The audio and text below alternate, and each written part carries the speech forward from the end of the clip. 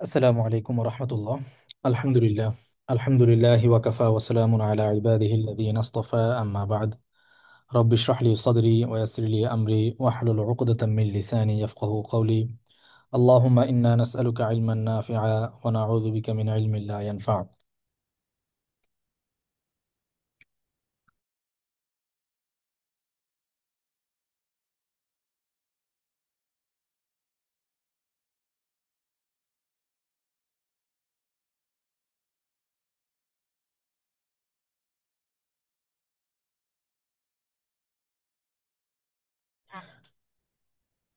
আল্লাহুম্মা আনফা'না বিমা 'আল্লামতানা ওয়া 'আল্লিমনা মা ইয়ানফা'ুনা ওয়া জিদনা ইলমা। আমরা আলহামদুলিল্লাহ পূর্বের ঘোষণা অনুসারে আজকে আমরা উদ্বোধনী আমাদের আলোচনা হবে আজকে। তো আজকে মূলত আমরা কোনো কিছু পড়বো না। আজকের এই দাসটা হচ্ছে আমাদের একটু একটা মানে ওরিয়েন্টেশন বলতে পারেন। আজকে আমরা মূলত প্রাথমিক আরবি ভাষা যেহেতু আমরা শিখবো, এই আরবি ভাষা সম্পর্কে আমরা একটা সামগ্রিক ধারণা নিব। ঠিক আছে, আমাদের আনুষ্ঠানিক যেই পড়া সেটা ইনশাল্লাহ আজকে কিছুই হবে না। আজকে মূলত আমরা ভাষাটা কি জিনিস, আরবি ভাষা, এটার ব্যাপারে একটা সামগ্রিক ধারণা নিব। আরবি ভাষা সম্পর্কে আমাদের কিছু ভুল ধারণা আছে, সেগুলোকে আমরা দূর করব। আর পাশাপাশি হচ্ছে যে আমাদের পুরো কোর্স আমরা কিভাবে করব, কিভাবে আমাদের কার্যক্রমগুলো পরিচালিত হবে, কোন বিষয়গুলো আপনারা কিভাবে কি করবেন, এই বিষয়গুলো আপনাদেরকে আজকের এই আলোচনার মাধ্যমে বুঝিয়ে দেওয়া হবে ইনশাল্লাহ। তো আমরা শুরুতেই দেখি যে আমরা আজকে কি কি বিষয়ের উপর আলোচনা করব। আমরা প্রথমত হচ্ছে আরবি ভাষা শিক্ষার গুরুত্ব এবং ফায়দা জানবো। যেহেতু আমরা এই ভাষাটা শেখার জন্য ভর্তি হয়েছে, শিখলে আমাদের ফায়দাটা কি হবে এটা আমরা খুব সংক্ষেপে এটা নিয়ে আলোচনা করব। তারপরে আরবি ভাষার ধরনগুলো কি কি সেটা নিয়ে জানবো। এবং এই আরবি ভাষা শেখার ক্ষেত্রে দুইটা পদ্ধতি সাধারণত অবলম্বন করা হয়। আমরা কোন পদ্ধতিটা অবলম্বন করব এবং সেই পদ্ধতিটা কেন অবলম্বন করব, এই ব্যাপারটা আপনাদের সামনে আমি এক্সপ্লেন করার চেষ্টা করব। আর আমাদের এই কোর্সের পাঠ্য কি থাকবে, কোর্স শেষে আমরা কি অর্জন করব, কি শিখতে পারবো, হ্যাঁ, এবং কোর্সের কার্যক্রম কিভাবে হবে, হ্যাঁ, এবং কিছু পরামর্শ আপনাদেরকে দেওয়া হবে। যে পরামর্শগুলো মেনে চললে আপনারা যেই আশা নিয়ে আরবি ভাষা শেখার জন্য আপনারা ভর্তি হয়েছেন, সেই আশাটা আপনাদের পূরণ হবে। এবং সর্বশেষ হচ্ছে যদি আপনাদের কোনো প্রশ্ন উত্তর থাকে, তাহলে সেই প্রশ্ন উত্তরগুলো নিয়ে ইয়ে করব, আলোচনা করবো ইনশাল্লাহ। তো আমরা শুরুতেই চলে যাই যে আরবি ভাষার শিক্ষা ও গুরুত্ব নিয়ে। যে আরবি ভাষার শিক্ষা গুরুত্ব নিয়ে আসলে খুব বেশি লম্বা আলোচনা করার কিছু নাই, কারণ আমরা আরবি ভাষার গুরুত্ব সম্পর্কে জানি বলেই আমরা আসলে এই ভাষাটা শেখার জন্য ভর্তি হয়েছি। তারপরেও আমরা প্রাথমিকভাবে কিছু বিষয় আমরা একটু জেনে নেই।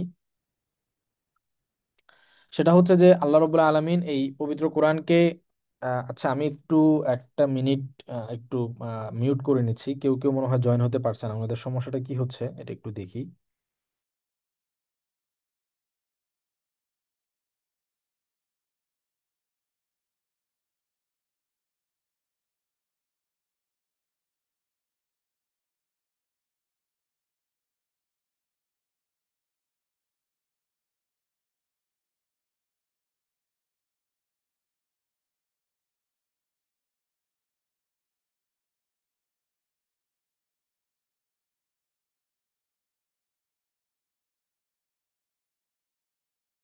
আচ্ছা, তো কোরআন আল্লাহ তাআলা সুস্পষ্ট আরবি ভাষায় নাজিল করেছেন। ইন্না আনজালনাহু কোরআনান আরাবিয়্যা কোরআনান আরাবিয়ান, মানে কোরআনকে আল্লাহ তাআলা আরবি ভাষায় নাজিল করেছেন। তো যেহেতু কোরআনকে আল্লাহ তাআলা আরবি ভাষায় নাজিল করেছেন, ফলে কোরআনকে বুঝতে হলে আসলে আরবি ভাষাতেই বুঝতে হবে। অনুবাদ দিয়ে কোরআনের অর্থ বোঝা যায়, বোঝা যে যায় না সেরকম না। কিন্তু আপনি কোরআনকে যদি গভীর থেকে অনুধাবন করতে চান, এবং সবচেয়ে বড় বিষয় যেটা যে কোরআনের সৌন্দর্যের বিষয়গুলো যদি আপনি বুঝতে চান, তাহলে আসলে আপনাকে আরবি থেকেই কোরআনটা বুঝতে হবে।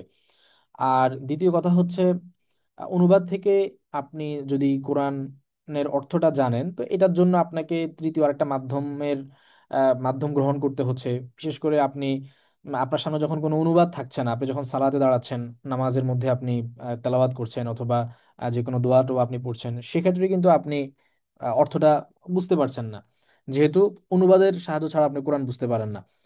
তো সামগ্রিকভাবে আসলে কোরআনের অর্থটাকে যদি আমরা গভীর থেকে অনুধাবন করতে চাই, বুঝতে চাই, এবং কোরআনের অর্থটা কোরআনের ভাষাতেই আমরা জানতে চাই, তাহলে আসলে আরবি শেখা ছাড়া আমাদের কোনো দ্বিতীয় উপায় নাই। এজন্যই আরব সালাফে সালেহিন আরবি ভাষা শেখার উপর অনেক গুরুত্ব দিতেন।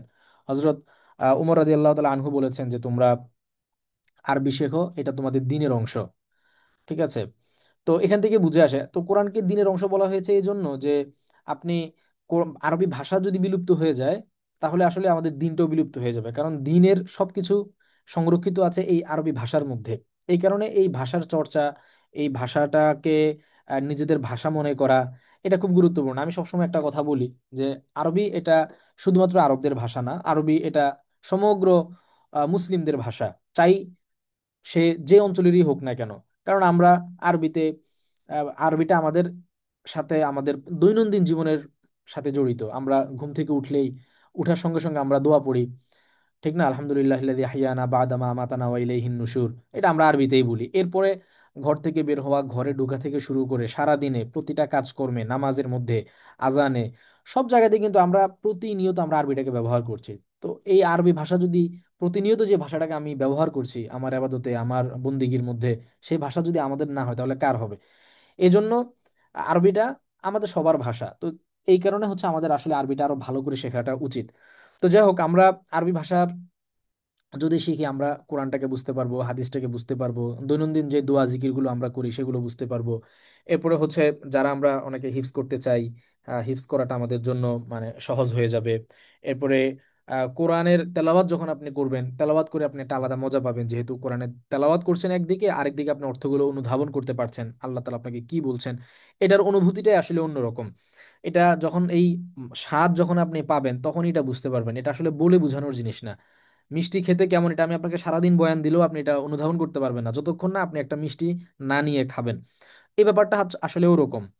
এরপরে নামাজে মনোযোগ বৃদ্ধি পাওয়া, খুঁজলে আপনি এরকম আরো অনেকগুলো ফায়দা বের করে আনতে পারবেন। তো মূল বিষয় হচ্ছে যে আমাদের আসলে আরবি ভাষাটাকে যদি আমরা শিখি, আমাদের অনেকগুলো ফায়দা আমরা ইনশাল্লাহ পাবো। তো এরপরে দেখেন, আমরা আরবি ভাষার ধরন নিয়ে আলোচনা করি।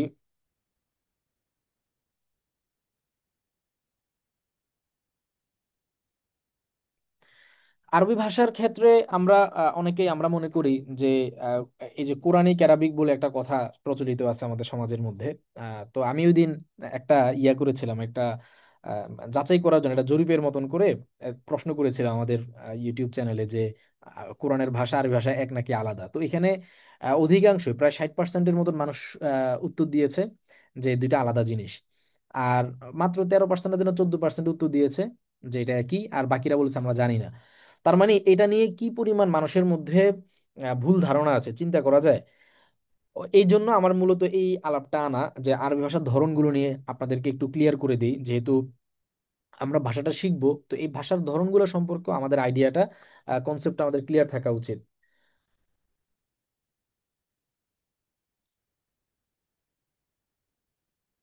তো প্রথমে আমরা যেটা দেখব এটা হচ্ছে যে আপনার এই ফুসহা বা বিশুদ্ধ আরবি, যেটাকে আমরা বলতে পারি প্রমিত আরবি। আমরা বাংলা ভাষায় যখন কথা বলি, সেই বাংলাটা কিন্তু অনেক রকমের। ধরেন সিলেটের অঞ্চলের মানুষ একভাবে কথা বলে, নোয়াখালীর মানুষ আরেকভাবে কথা বলে, চিটাগাংয়ের মানুষ আরেকভাবে কথা বলে। তো এক এক অঞ্চলের মানুষ সবাই কিন্তু বাংলা ভাষায় কথা বলে, কিন্তু এক এক রকম। কিন্তু একটা জায়গায় কমন, সেটা হচ্ছে প্রমিত বাংলা, যেটাকে আমরা বলি। যেই ভাষা আমি এখন আপনাদের সঙ্গে কথা বলছি, যেই ভাষায় আমরা বইপত্র পড়ি, যেই ভাষায় আমরা নিউজ পেপারগুলো পড়ি, এটা হচ্ছে প্রমিত বাংলা, যেটাকে আমরা শুদ্ধ বাংলাও বলি। তো আসলে আঞ্চলিক ভাষা যেটা, ওটা তো আর অশুদ্ধ না। ওই জায়গা থেকে শুদ্ধ বাংলা কথার উপর অনেকের আপত্তি আছে। তো যাই হোক, মূল বিষয় হচ্ছে যে প্রমিত বাংলা যেটা, আরবির ক্ষেত্রেও কিন্তু এরকম আঞ্চলিক আরবি আছে, নানান রকমের আরবি আছে। তার মধ্যে যেই আরবি রূপটা হচ্ছে প্রমিত রূপ বা বিশুদ্ধ, এটাকে আরবিতে বলা হয় মানে ফুসহা, আল আরাবিয়াতুল ফুসহা, বা বিশুদ্ধ আরবি। ঠিক আছে, স্ট্যান্ডার্ড আরবিক, এই আরবিতেই হচ্ছে আরবি বইপত্র লেখা হয়, এই এই আরবিতেই আরবি সংবাদপত্র বলেন বা এই যত জ্ঞান গবেষণা স্কুল কলেজে, মানে এই ভাষাটাই মূলত ব্যবহার হয়। ঠিক আছে, আপনি যখন অফিসিয়ালি যখন কারোর সঙ্গে কথা বলতে যাবেন, এই ভাষাতেই তারা আপনার সঙ্গে কথা বলবে। এই ভাষাতেই হচ্ছে মেইনলি কোরআন নাজিল হয়েছে। ঠিক আছে। আর আরেকটা হচ্ছে যে আমরা অনেকে বলি কোরআনিক অ্যারাবিক, এই ধরনের একটা বিষয়ের কথা আমরা বলি, কোরআনিক অ্যারাবিক। তো আসলে কোরআনিক অ্যারাবিক বলতে আলাদা কোনো কিছু নাই। কোরআনিক অ্যারাবিক বলতে আমাদের সমাজে যে জিনিসটা প্রচলিত আছে, বিভিন্ন জায়গায় আপনার হয়তো কোরআনিক অ্যারাবিক কোর্স বা কোরআনিক অ্যারাবিক রিলেটেড বই, কিংবা ওই যে মানে কোরআনিক অ্যারাবিক লার্নিং, এরকম বিভিন্ন কথা আমরা শুনে থাকি। এইটা আসলে কি? এটা মূলত হচ্ছে আরবি ভাষাটা তো অনেক ব্যাপক জিনিস। দেখা যায় যে কোরআনের মধ্যে তো আরবি ভাষার সব কিছু পাওয়া যাচ্ছে সেরকম না। আবার আহ, এই কারণে দেখা যায় কোরআন বুঝার জন্য মোটা দাগের কিছু কিছু নিয়ম কানুন এবং কোরআনের, বিশেষভাবে কোরআনের যেই শব্দগুলো, ভোকাবুলারি গুলো, এগুলো উপস্থাপনা করে, যাতে করে আপনার ফুল ভাষাটা শেখার দরকার নেই, আপনি জাস্ট ওই ভাষা ভাষা ভাবে বা মোটামুটি ভাবে কোরআনের অর্থটা বুঝতে পারেন।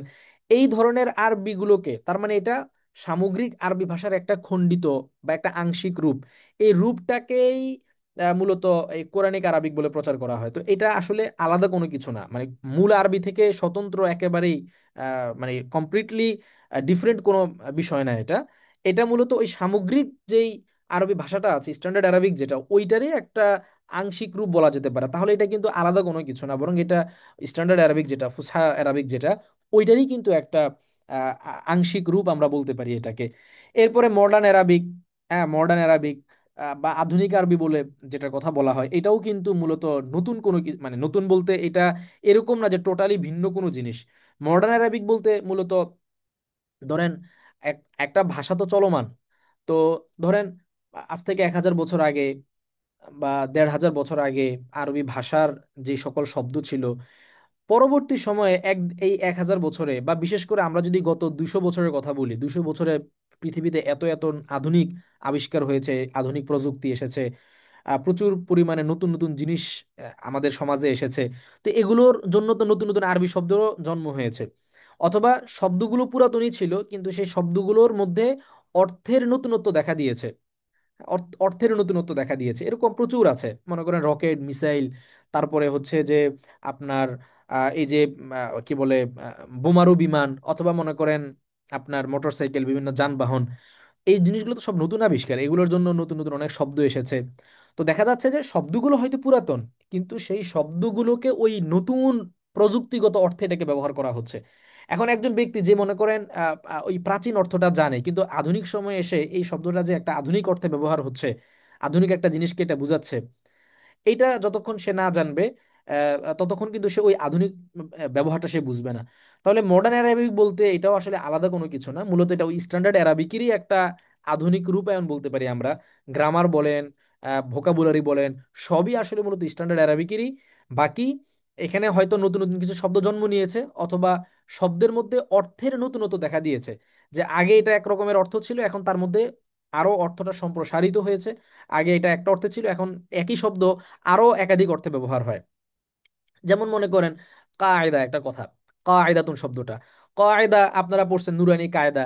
এই যে কায়দা বলতে আপনারা কি বুঝেন? যে যে নুরানি কায়দা বলতে, কায়দা শব্দের অর্থ কিন্তু নিয়ম কানুন, নিয়ম কানুনকে কায়দা বলা হয়। তো ধরেন কোরআন শরীফ শিখার যেই নিয়ম কানুনটা আপনি জানেন, এই যে ওই বইটাকে আমরা কি বলি? কায়দা বলি। তো কায়দাতুন শব্দের অর্থ হচ্ছে মেইনলি এটাই দীর্ঘ সময় ব্যবহার হয়েছে, কিন্তু এখনকার সময় এসে মনে করেন যে ঘাঁটি, সেনা ঘাঁটি, এটাকে বলা হয় কায়দা, কায়দাতুন আসকারিয়া, মানে সেনা ঘাঁটি। তো এই যে মনে করেন শব্দের ব্যবহারে যে নতুন একটা অর্থ আসলো, বা একটা নতুন একটা অর্থে শব্দটা ব্যবহার হওয়া শুরু হলো। অথবা মনে করেন আপনার তর মানে উড়া, কিন্তু যখন এটা বিমানের সঙ্গে উড়া কথাটাকে যখন যুক্ত করা হয়, যে ধরেন তর ইলা মাক্কা, যে সে মক্কায় উড়ে গেছে, তো মক্কায় উড়ে গেছে মানে ওখানে বোঝানো হচ্ছে সে মক্কায় বিমানে ভ্রমণ করেছে। এই যে দেখেন অর্থ শব্দটা কিন্তু পুরাতন, কিন্তু অর্থের মধ্যে আধুনিক প্রযুক্তিগত সময়ের কারণে বা সময়ের পরিবর্তনের কারণে অর্থের মধ্যে নতুনত্ব আসলো। মেইনলি এই জিনিসগুলোকেই মডার্ন অ্যারাবিক বলে নামকরণ করা হয়। এটাও কিন্তু আসলে আলাদা কোনো কিছুই না, এটাও মূলত ওই স্ট্যান্ডার্ড অ্যারাবিকেরই একটা আধুনিক বা একটু সম্প্রসারিত একটা রূপ, আপনি বলতে পারেন এটাকে। আচ্ছা, এরপরে এখন এই দেখেন, মানে ফুসহা যেটা বা স্ট্যান্ডার্ড অ্যারাবিক যেটা, এটাই আসলে কোরআনিক অ্যারাবিক, এটাই আসলে মডার্ন অ্যারাবিক, এগুলো আলাদা কোনো কিছু না, এগুলো সবই একই জিনিস। বাস জাস্ট হচ্ছে যে এই মানে মডার্ন কোরআনিক আরবিকের মধ্যে কোরআনের দিকগুলোকে প্রাধান্য দেওয়া হয়, মডার্ন আরবিকের মধ্যে আধুনিক ব্যবহারগুলোকে একটু বেশি ফোকাস করা হয়। কিন্তু মূল রুট কিন্তু এগুলো সবকিছু ওই স্ট্যান্ডার্ড আরবিক যেটা, ওইটাই। এই কারণে দেখেন তীর দিয়ে আমি দেখিয়েছি যে স্ট্যান্ডার্ড আরবিক যেটা, ওইটাই কোরআনিক, ওইটাই মডার্ন, ওইটাই মডার্নটাই, এগুলো সব কিন্তু একই জিনিস ঘুরে ফিরে। আর ভিন্ন যেটা সেটা হচ্ছে আল আরাবিয়া আল আমিয়া, বা যেটাকে আমরা আঞ্চলিক আরবি বলতে পারি। আহ, স্বাভাবিকভাবে বিদেশে যাওয়ার পরে আমরাও নিজেরাও ধরুন আমরা আরবি পারি, এরপরে আমরাও যদি আরব দেশগুলোতে যাই অনেক সময় সাধারণ লোকাল অ্যারাবিয়ান মানুষজন যারা আছে তাদের কথা আমরা বুঝি না। কেন বুঝি না? কারণ তারা হচ্ছে লোকাল আরবিতে কথা বলে, বা যেই আঞ্চলিক আরবি যেটা বলা হয় ওইটা দিয়ে কথা বলে, এটাকে আরবিতে বলে আল আরাবিয়া আল আমিয়া। তো আঞ্চলিক আরবিটা মানে অনেক ডিফারেন্ট, এমনকি একটা দেশের মধ্যে অনেকগুলো আঞ্চলিক, ধরেন কায়রোর মানুষ এক আঞ্চলিক আরবিতে কথা বলে, আবার আলেকজান্দ্রিয়ার মানুষ, মিশরেরই আরেকটা এলাকা ধরেন আলেকজান্দ্রিয়া, সেখানকার মানুষ আবার আরেকভাবে কথা বলে, আরেক রকমের অ্যাকসেন্টে এবং ভিন্ন শব্দে কথা বলে। যেরকম আমাদের দেশে এত ছোট একটা দেশ, তারপরে মনে করেন সিলেটের মানুষের ভাষা একরকম, চট্টগ্রামের আরেক রকম, নোয়াখালীর আরেক রকম। তো এবং অনেক ক্ষেত্রে মনে হয় যে দুটা পুরোপুরি ডিফারেন্ট ভাষা, এরকম অনেক সময় মনে হয়। তো আরবির ক্ষেত্রে একই রকম, সেখানেও ধরেন খালিজের দেশ যেগুলো আছে, উপসাগরীয় দেশ যেগুলো আছে, সেগুলোর মানে লোকাল আরবিগুলো অনেকটা কাছাকাছি, কিন্তু আবার ওই আফ্রিকান সাইডের যে আরব দেশগুলো আছে, ধরেন তিউনিসিয়া বা আলজেরিয়া, ওদের আঞ্চলিকটা আবার একটু আর ডিফারেন্ট। অনেক সময় এমনও হয় যে ওই আলজেরিয়ানদের আহ, বা মরক্কো, ওদের আঞ্চলিক আরবি যেটা, এইটা আবার খালিজের বা আপনার এই উপসাগরীয় অঞ্চলের যারা আরব আছে ওরা বুঝেই না এটা, এরকমও হয়। তো এটা হচ্ছে আঞ্চলিক আরবি, এইটা টোটালি ডিফারেন্ট জিনিস, ঠিক আছে? ওইটা আমাদের জানার দরকারও নাই। তো আমরা মেইনলি কোনটা শিখবো? আমরা শিখবো হচ্ছে এই যে ফুসহা অ্যারাবিক যেটা, স্ট্যান্ডার্ড অ্যারাবিক যেটা, ওইটা শিখবো। এবং হচ্ছে যে বিশেষভাবে ওই কোরআনিক অ্যারাবিকের পার্টটাকে আমরা একটু বেশি ফোকাস করবো আর কি, ঠিক আছে? আর মডার্ন যেটা, এটা আমাদের আলোচনাতে খুব বেশি একটা আসবে না, যার কারণে আমরা বা কিতাবের মধ্যে বা পুরো আরবি ভাষার এই জার্নিতে যে সমস্ত ভোকাবুলারি আমরা শিখবো, এখানে আমাদের আধুনিক মানে শব্দ যেগুলো, এগুলো আমরা খুব কম শিখবো। হ্যাঁ, কিছু কিছু আসবে প্রসঙ্গক্রমে, কিন্তু আমাদের মূল ফোকাস থাকবে কোরআনিক শব্দগুলো। আমরা মডার্ন শব্দ যেগুলো আছে এগুলো খুব কম শিখবো। তো যার কারণে আমাদের এই আরবি শিখে আপনি ওই যে বাজারে যাবেন বাজার করার জন্য, এবং সেখানে গিয়ে আপনি মার্কেটে বিভিন্ন, ভাই আমাকে একটা শ্যাম্পু দেন, আমাকে একটা রেজার দেন, আমার একটা ব্লেডের দরকার, এই ধরনের কথাবার্তা আপনি বলতে পারবেন না। কেন? কারণ এই জাতীয় শব্দগুলো হচ্ছে আধুনিক শব্দ, এগুলো আমরা এখানে আপনাদেরকে শেখাবো না। কারণ মডার্ন অ্যারাবিকটা আমাদের এই মূল ফোকাসে না। আমাদের মূল ফোকাসে হচ্ছে যে কোরআন বোঝার জন্য আমাদের যেই শব্দের দরকার, যেই ধরনের বিষয়গুলো আমাদের শেখা দরকার, এবং বিশেষ করে ক্লাসিক্যাল যেই অ্যারাবিক লিটারেচার আছে ওইটা জানার জন্য, যেই লিটারেচারে হচ্ছে যে কোরআন, হাদিস, তাফসির, এগুলো যেই লিটারেচারে রচিত, সেগুলো কিন্তু মডার্ন অ্যারাবিকে না, ওগুলো হচ্ছে যে আপনার মেইনলি স্ট্যান্ডার্ড অ্যারাবিকের ক্লাসিক যে রূপটা আছে সেই রূপে। ওইটাই হচ্ছে মূলত আমাদের এই পুরো আরবি জার্নিতে, এটা আমাদের মূল ফোকাসের জায়গা থাকবে।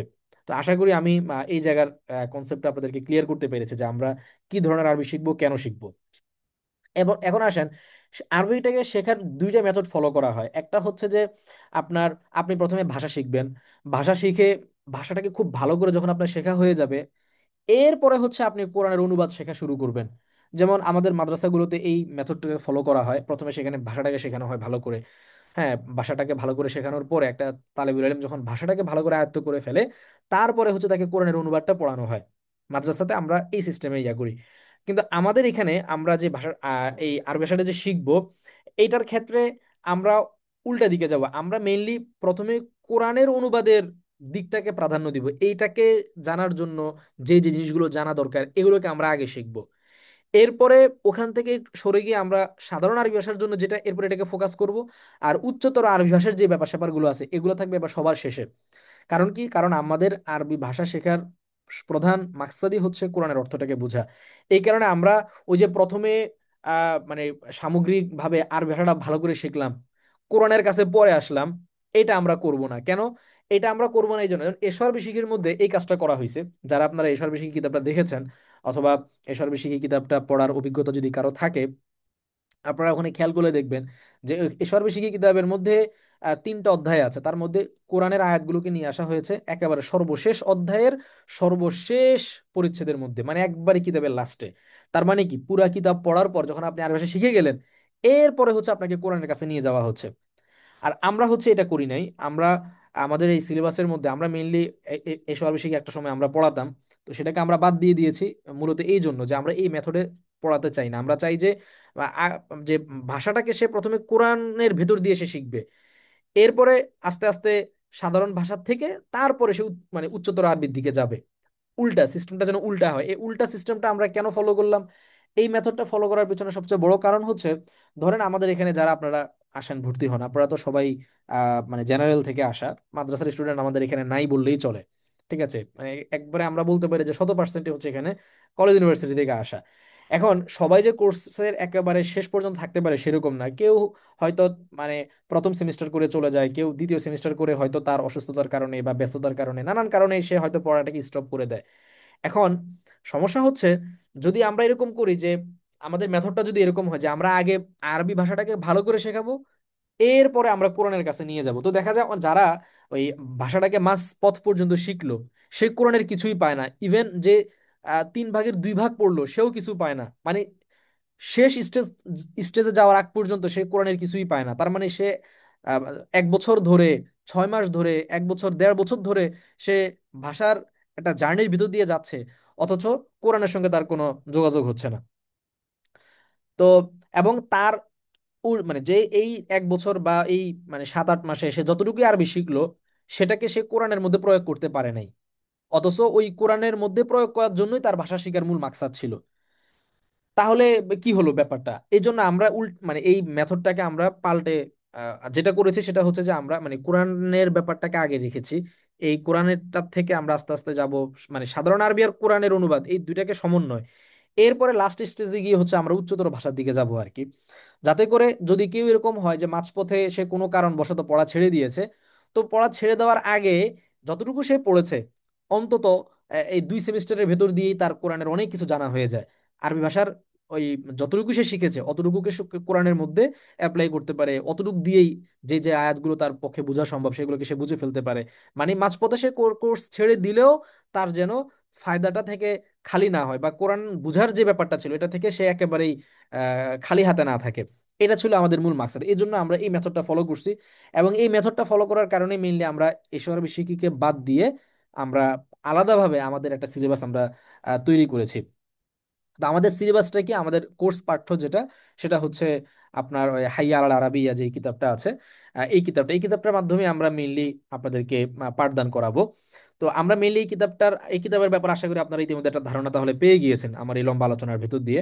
তো আমরা এখানে মূলত 3টা বিষয়কে ফোকাসে রাখছি: কোরআন থেকে অর্থ বুঝা, এরপরে হচ্ছে যে মানে আরবি থেকে নবীজির হাদিস এবং বিভিন্ন দোয়ার অর্থ যেগুলো আছে সেগুলো বুঝা, আর এরপরে হচ্ছে যে সাধারণ আরবি বুঝা। এই কারণে আমরা এক একটা চ্যাপ্টার পড়ানোর পরে আমরা কিছুদিন পর পর গিয়েই আমরা ইলা নুরিল কোরআন নামে একটা শিরোনাম রেখেছি। আমি যদি একটু আপনাদেরকে মানে বই থেকে দেখাই তাহলে আপনাদের আরো বুঝতে সহজ হবে। ইলা নুরিল কোরআন নামে একটা শিরোনাম রাখা হয়েছে। যেমন এই যে ইলা নুরিল কোরআন শিরোনাম রাখা হয়েছে, এবং সেই শিরোনামের অধীনে এমন এমন কিছু বাছাই করা আয়াত নিয়ে আসা হয়েছে যে আয়াতগুলোর অর্থ ইতিমধ্যে আপনি যে আরবিটুকু শিখেছেন ওই আরবি জ্ঞান দিয়ে এই আয়াতগুলোর অর্থ আপনি ধরতে পারবেন, বুঝতে পারবেন। হ্যাঁ, আবার কিছু কিছু জায়গায় ইলা নুরিল হাদিস, হ্যাঁ, এই শিরোনামে আমরা বিভিন্ন দোয়া হাদিস এগুলো নিয়ে এসেছি, যাতে করে আপনি আপনার ওই যতটুকু আরবি আপনি শিখলেন অতটুকু আরবি দিয়ে যেন আপনি ওই কিছু হাদিস, যেমন এই যে ইলা নুরিল হাদিস, আপনি এরকম হাদিসের অর্থগুলো বুঝতে পারেন। এই জিনিসগুলোকে আমরা মানে ফোকাসে রাখছি। আর সর্বশেষ সাধারণ সামগ্রিকভাবে যে আরবিটা আছে সে আরবিটা তো থাকবেই। আর এর বাইরে আরবি ভাষার ব্যাকরণের যে 2টা অংশ, একটা নাহু আর একটা সরফ। আরবি ব্যাকরণকে 2টা ভাগে ভাগ করা হয়, একটা নাহু আর একটা সরফ। নাহুটা হচ্ছে মূলত পদ বিন্যাস, আরবি যে পদগুলো আছে এই পদগুলোর যে নানান বিন্যাস, এই এই সংক্রান্ত জ্ঞান, এটা নাহু। আর সরফটা হচ্ছে শব্দ প্রকরণ বিদ্যা, এক একটা শব্দ আমরা কিভাবে তৈরি করব। হ্যাঁ, ধরেন পাস্ট থেকে প্রেজেন্ট, প্রেজেন্ট থেকে ফিউচার, এই যে আমরা এক একটা শব্দকে একবচন থেকে বহুবচন, এবং ক্রিয়ার অনেকগুলো গ্রুপ আছে আরবিতে, এই যে শব্দ নিয়ে খেলা যেটা, এটা হচ্ছে যে সরফ। তো এই ব্যাকরণের এই 2টা সাইডে আমরা কভার করব। এবং তবে সেটা ওই প্রত্যেকটা পাঠের সাথে যখন যে পড়াটা আসবে ওইটার জন্য আলাদা শীট দেওয়া হবে আপনাদেরকে, ওই শীটগুলো থেকে আপনারা ওই ব্যাকরণগত ওই জিনিসগুলো জানতে পারবেন ইনশাল্লাহ। তো আমরা এটাও আশা করি বুঝতে পেরেছি। আমি প্রশ্নোত্তর পর্বে যাব একবারে শেষের দিকে ইনশাল্লাহ। তো তখন আশা করি আপনারা এই জিনিসগুলো আরো মানে কোনো প্রশ্ন যদি থাকে আপনারা তখন জিজ্ঞাসা করতে পারবেন। আর আমার আলোচনার ভেতর দিয়েও যদি কোনো প্রশ্ন থাকে আপনারা চাইলেও যে মেসেজে আপনারা লিখে দিতে পারেন এখানে। সাউন্ড শোনা যাচ্ছে না কে বলছে? আপনার হয়তো ইয়া কি বলে এটাকে, নেটওয়ার্ক হয়তো আপনার দুর্বল। সাউন্ড তো ক্লিয়ারই আছে। আচ্ছা, তো আমি যে কথা বলছিলাম যে আমাদের কোর্স শেষে আসলে আমরা কি অর্জন করতে পারবো।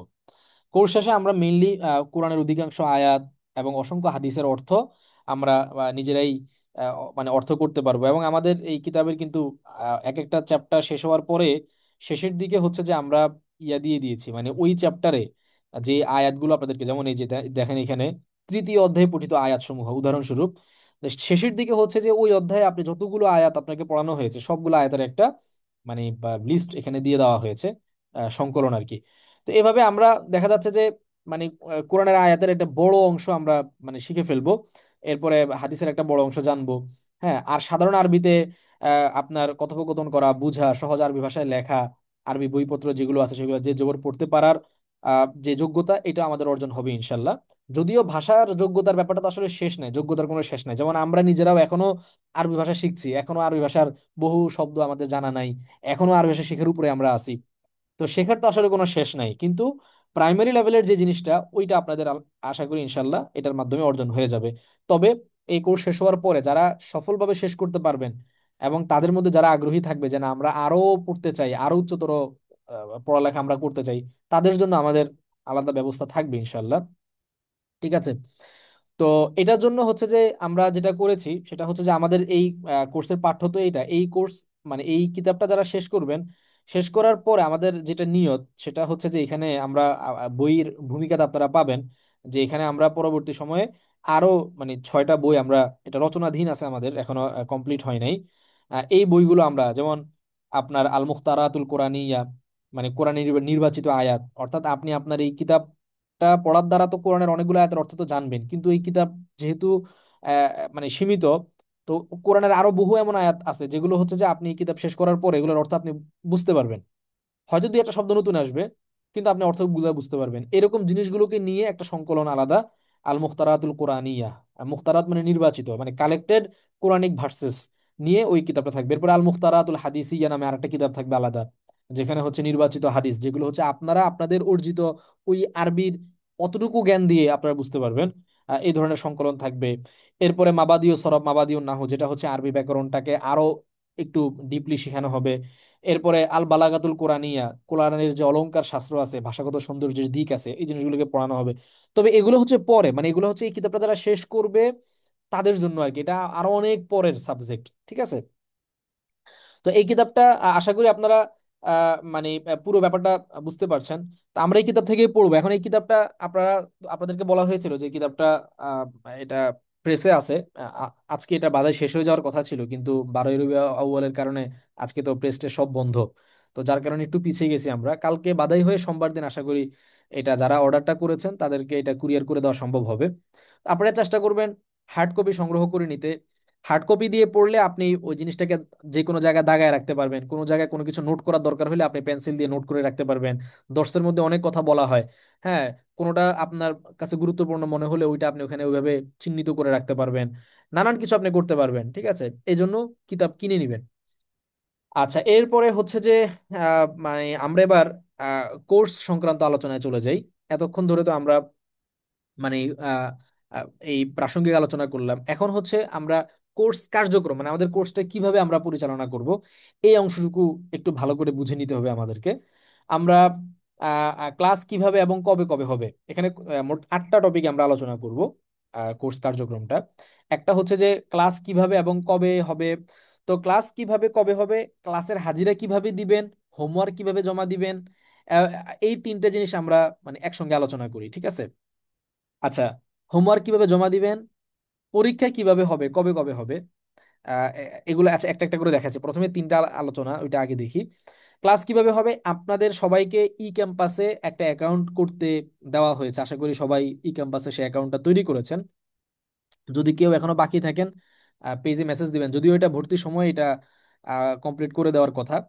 তো আমি একটু ই ক্যাম্পাসটা আপনাদের সাথে শেয়ার করি। আমি একটা স্টুডেন্ট অ্যাকাউন্ট, আমার একটা স্টুডেন্ট অ্যাকাউন্ট আছে তৈরি করা, এইটা আমি একটু আপনাদেরকে দেখাই। মনে করেন আপনি যখন আপনার ই ক্যাম্পাসের ভিতরে যখন আপনি যাবেন, তখন হচ্ছে যে আপনার সামনে এরকম একটা ইন্টারফেস আসবে। আমরা খুব শীঘ্রই হয়তো এক এক সপ্তাহের মধ্যেই একটা অ্যাপও নিয়ে আসতেছি। তখন আপনাদের মানে পড়ালেখা করাটা আরো বেশি সহজ হবে ইনশাল্লাহ। এখন তো ওয়েবসাইটে ঢুকতে হয় ব্রাউজার থেকে, তখন আপনারা জাস্ট ওই প্লে স্টোর থেকে অ্যাপটা ইনস্টল করে নিলেই ওই অ্যাপের মধ্যে আপনারা এই পড়ার সবকিছু পেয়ে যাবেন ই ক্যাম্পাসের। এটার জন্য আর একটু হয়তো একটা সপ্তাহ সময় লাগবে, কাজটা শেষের দিকে আর কি। তো ওইখানে আপনি যে কোর্সে আছেন গেলে আপনি ওই কোর্সটা আপনার সামনে আসবে। আসার পরে মনে করেন কথার কথা আপনি আরবি ভাষা শিক্ষা কোর্সে আছেন, আমি এই কোর্সটা খুললাম। খোলার পরে এখানে আপনারা, আচ্ছা আমার স্ক্রিন কি শেয়ার হয়েছে? আপনারা আমার ই ক্যাম্পাসটা কি দেখতে পাচ্ছেন?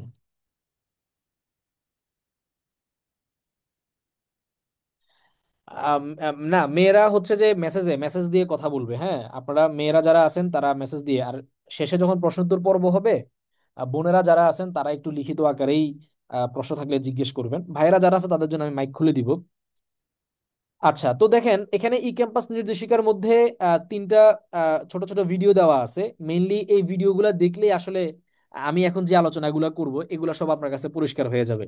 ঠিক আছে, দার্স কিভাবে দেখবেন, হাজিরা কিভাবে দিবেন, এগুলো সব দেখানো হয়েছে। তারপরে আমি এটা আপনাদেরকে আবার দেখাই দিব।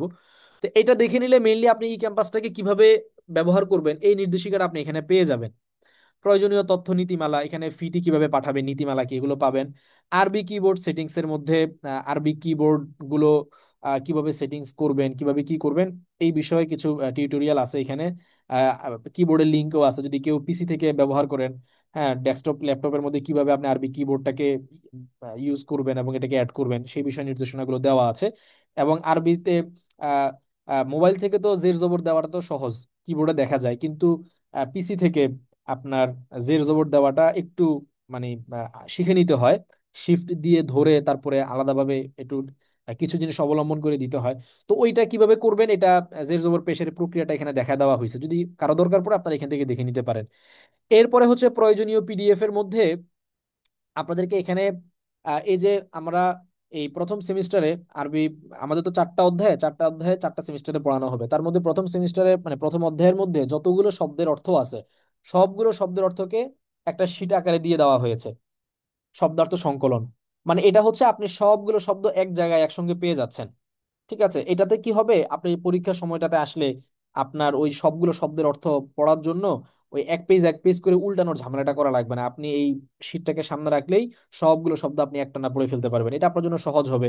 এছাড়াও শব্দের অর্থগুলো মুখস্থ রাখার জন্য বারবার পড়ার দরকার পড়ে। তো অনেক সময় আছে বই থেকে বারবার ওই যে পৃষ্ঠা উল্টে উল্টে পড়ার সময় আমাদের হয় না বা অলসতা লাগে, সেক্ষেত্রে আপনি শীটটাকে সামনে রেখে আপনি যদি শব্দের অর্থগুলো দেখেন এটা আপনার জন্য সহজ হয়ে যাবে। এরকম উপকারী আরো কিছু শীট আপনাদেরকে এখানে দিয়ে দেওয়া হবে। তবে এই শীটটা এখন যেটা এই মুহূর্তে আছে এটা আপডেটেড না। আপডেটেড শীটটা আমি আজকে রাত্রে দিয়ে দিব আপনাদেরকে। এখানে আরবি হাতের লেখার কয়েকটা ভিডিও আছে, এগুলো আমাদের কোর্সের কোনো কিছু না। এগুলো যেহেতু আপনারা আরবি ভাষা শিখছেন, অনেকের হাতের লেখা শেখার শখ থাকে, তাদের জন্য আমি কিছু টিউটোরিয়াল দিয়ে দিছি এখানে, যারা আপনারা দেখে নিজেরা নিজেরা অনুশীলন করবেন, আপনার হাতের লেখা সুন্দর হবে। অনেকে আছে আরবিতে ক্যালিগ্রাফি করতে চান, হ্যাঁ তারাও এটা দেখলে ক্যালিগ্রাফি করার কম্পোজিশন, অক্ষর কোনটা কিভাবে হবে ওইটার ব্যাপার স্যাপারগুলো আমি বুঝিয়ে দিছি এখানে। এটা আপনারা দেখে নিতে পারেন, এটা আমাদের কোর্সের সাথে কোনো কিছু না। এরপরে আসেন, মনে করেন আজকে যে উদ্বোধনী আলোচনাটা হচ্ছে এই আলোচনাটার রেকর্ডটা হচ্ছে আপনারা এই উদ্বোধনী আলোচনা এই ফোল্ডারে গেলে উদ্বোধনী আলোচনার রেকর্ডটা আপনারা পাবেন আজকে, আমি দিয়ে দিব আর কি। এরপরে দেখেন আপনাদেরকে হচ্ছে যে আপনাদের ক্লাস তো 3 দিন, শনিবার, মঙ্গলবার আর হচ্ছে বৃহস্পতিবার, এই 3 দিন নতুন ক্লাস দেওয়ার দিন। তো এই 3 দিন হচ্ছে আপনাদেরকে আপনাদের এই ই ক্যাম্পাসে মূল ক্লাস যেটা, যে ক্লাসে আপনাদেরকে পড়ানো হবে সেই ক্লাসটা হচ্ছে এখানে আমরা এই ই ক্যাম্পাসে আপনাদেরকে দিয়ে দিব। এটা ফজরের পরে ই ক্যাম্পাসে ক্লাসটা আমরা দিব। দিয়ে আপনাদের যে দুইটা মেসেঞ্জার গ্রুপ আছে, একটা হচ্ছে নোটিশ বোর্ড আর একটা হচ্ছে ডিসকাশন গ্রুপ, ওই নোটিশ বোর্ডের মধ্যে আমরা নোটিশ দিব যে আপনাদেরকে 1 নং দাসটা দেওয়া হয়েছে, আপনারা এটা দেখে নেন। তো এখন আপনারা এটা যার যার সুবিধা মতন, কেউ আছে সকালবেলায় ফ্রি, সে সকালবেলায় দেখবেন। অনেক আছে সকালে ফ্রি না, দুপুরের টাইমটাতে উনি ফ্রি হন, তো উনি দুপুরের টাইমটাতে দেখবেন। কেউ আছে যে বিকালে সারাদিন কাজকর্ম করে বিকাল বেলায় ফ্রি হয়, অনেকে সন্ধ্যায় ফ্রি হয়, অনেকে রাতে ফ্রি হয়। যে যে টাইমে ফ্রি হন তিনি তার ওই ফ্রি টাইমটাতে আপনি ক্লাসটাকে নিজের মতন দেখে শেষ করবেন। ছোট ছোট ক্লাস হবে, যেহেতু এটা রেকর্ডেড ভিডিও, খুব লম্বা ক্লাস আমরা দিব না। লম্বা ক্লাসে বিরক্তি চলে আসে, সর্বোচ্চ 15 থেকে সর্বোচ্চ 20 মিনিট, সাধারণত 15 মিনিট, আর বেশির থেকে বেশি হলে 20 মিনিট, এর উপরে যাবে না। 10, 15, 20 এর ভেতরেই থাকবে। সাধারণত এভারেজে 15 মিনিট ধরেন, 12 থেকে 15 মিনিট। তো 12 থেকে 15 মিনিটের একটা ক্লাস দেখা কিন্তু খুব মানে আহামরি সময়ের কোনো মানে দরকার হয় না আসলে। আপনি দেখে ক্লাসটা যখন দেখবেন, দেখার পরে এই যে দেখেন এখানে ধরুন আমি 1 নম্বর ক্লাসে গেলাম, ক্লাসের পরে এখানে উপরে আপনি অ্যাটেন্ডেন্স সাবমিট করার একটা অপশন পাবেন, এই অ্যাটেন্ডেন্স আপনি সাবমিট করে দিবেন। এই অ্যাটেন্ডেন্সে অবশ্যই সাবমিট করবেন যাতে করে আমরা মনিটরিং করতে পারি যে আপনি কয়টা ক্লাস করলেন আর কয়টা ক্লাস করলেন না, কারণ আপনার এই অ্যাটেন্ডেন্সের উপর হিসেব আমাদের কাছে আসবে যে অমুক স্টুডেন্ট 13টা ক্লাসের মধ্যে আহ মানে 5টা করছে বাকিগুলো করে নাই, বা 13টা ক্লাসের মধ্যে 10টা করছে 3টা এখনো তার বাকি, এগুলো কিন্তু আমরা আমাদের কাছে তথ্যগুলো সব চলে আসবে, এবং আমরা আপনাকে রীতিমতো মনিটরিং করতে পারবো যে আপনি কয়টা দেখলেন, কয়টা বাকি আছে। যদি এমন হয় যে আপনি ক্লাস দেখছেন কিন্তু আপনি অ্যাটেন্ডেন্সে ক্লিক করেন নাই, তার মানে হিসাবের মধ্যে কিন্তু এটা ধরা হবে না। এই কারণে অবশ্যই ক্লাস দেখা শেষ হওয়ার পরে অ্যাটেন্ডেন্সে ক্লিক করে দিবেন। এরপরে যদি নিচে আসি আমরা, প্রত্যেকটা ক্লাসের সাথে একটা করে শিট থাকবে। শিটটা কোথায় পাবেন? এই যে এখানে শিট আছে দেখেন, প্রত্যেকটা পাঠের সাথে একটা করে শিট থাকবে, এবং সেই শিটটা আপনারা ওই পাঠের যে প্রথম ক্লাস মানে প্রথম পরিচ্ছেদ, প্রত্যেকটা পাঠে 3টা করে পরিচ্ছেদ থাকবে। আমি এক একটা পাঠে 3টা করে পরিচ্ছেদ, তার মধ্যে প্রথম পরিচ্ছেদ যেটা, ওই প্রথম পরিচ্ছেদের ক্লাসের সাথে হচ্ছে ওই পাঠের শিট ক্লাসের নিচে আপনারা পেয়ে যাবেন। এখানে ক্লিক করলেই শিটটা আপনাদের সামনে খুলে যাবে, ঠিক আছে? আচ্ছা, এরপরে এবং আপনারা এটা ডাউনলোড করে নিতে পারবেন। তারপরে এর নিচে যদি আসেন আপনি, হচ্ছে যে হোমওয়ার্ক পাবেন। প্রত্যেকটা ক্লাসের উপর আপনাদেরকে আলাদা হোমওয়ার্ক দেওয়া হবে। এই হোমওয়ার্ক গুলোর উপর কিন্তু আপনাদের পরীক্ষায় নাম্বার যুক্ত হবে। পরীক্ষাতে যে হবে, পরীক্ষার নাম্বারের সাথে কিন্তু হোমওয়ার্কের নাম্বার অ্যাড হবে। হোমওয়ার্কের নাম্বার মানে হোমওয়ার্ক ঠিক হচ্ছে নাকি ভুল হচ্ছে, এটার উপর ভিত্তি করে না। আপনি হোমওয়ার্ক জমা দিচ্ছেন নাকি জমা দিচ্ছেন না, এটার উপর ভিত্তি করে নাম্বার হবে। ঠিক আছে? পরীক্ষাতে সাধারণত আমরা 4 নাম্বার রাখি হোমওয়ার্ক জমা দেওয়ার উপরে, যাতে করে আপনারা নিয়মিত হোমওয়ার্ক গুলো জমা দেন। তো এখানে মনে করেন যে হোমওয়ার্ক আছে, আপনি এখানে এই জায়গার মধ্যে হোমওয়ার্ক গুলো লিখবেন, এখানে লেখার জায়গা থাকবে আলাদা। ঠিক আছে? তো এভাবে লিখে আপনি সাবমিটে ক্লিক করলে এরকম একটা লেখা আসবে যে আপনি ইতিমধ্যে এই ক্লাসের হোমওয়ার্ক সাবমিট করছেন, এইভাবে লেখা চলে আসবে।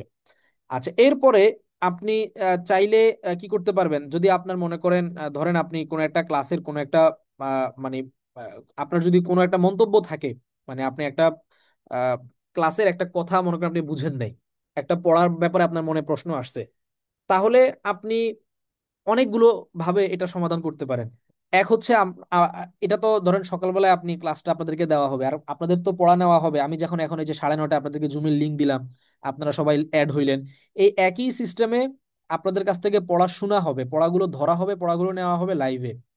তো লাইভে যখন আপনাদের কাছ থেকে পড়াগুলো যখন নেওয়া হবে, তখন আপনি সরাসরি উস্তাদের কাছে, মানে আপনার যে জিনিসটা বুঝেন নাই ওইটা সম্পর্কে প্রশ্ন করে পড়াটা বুঝে নিতে পারেন।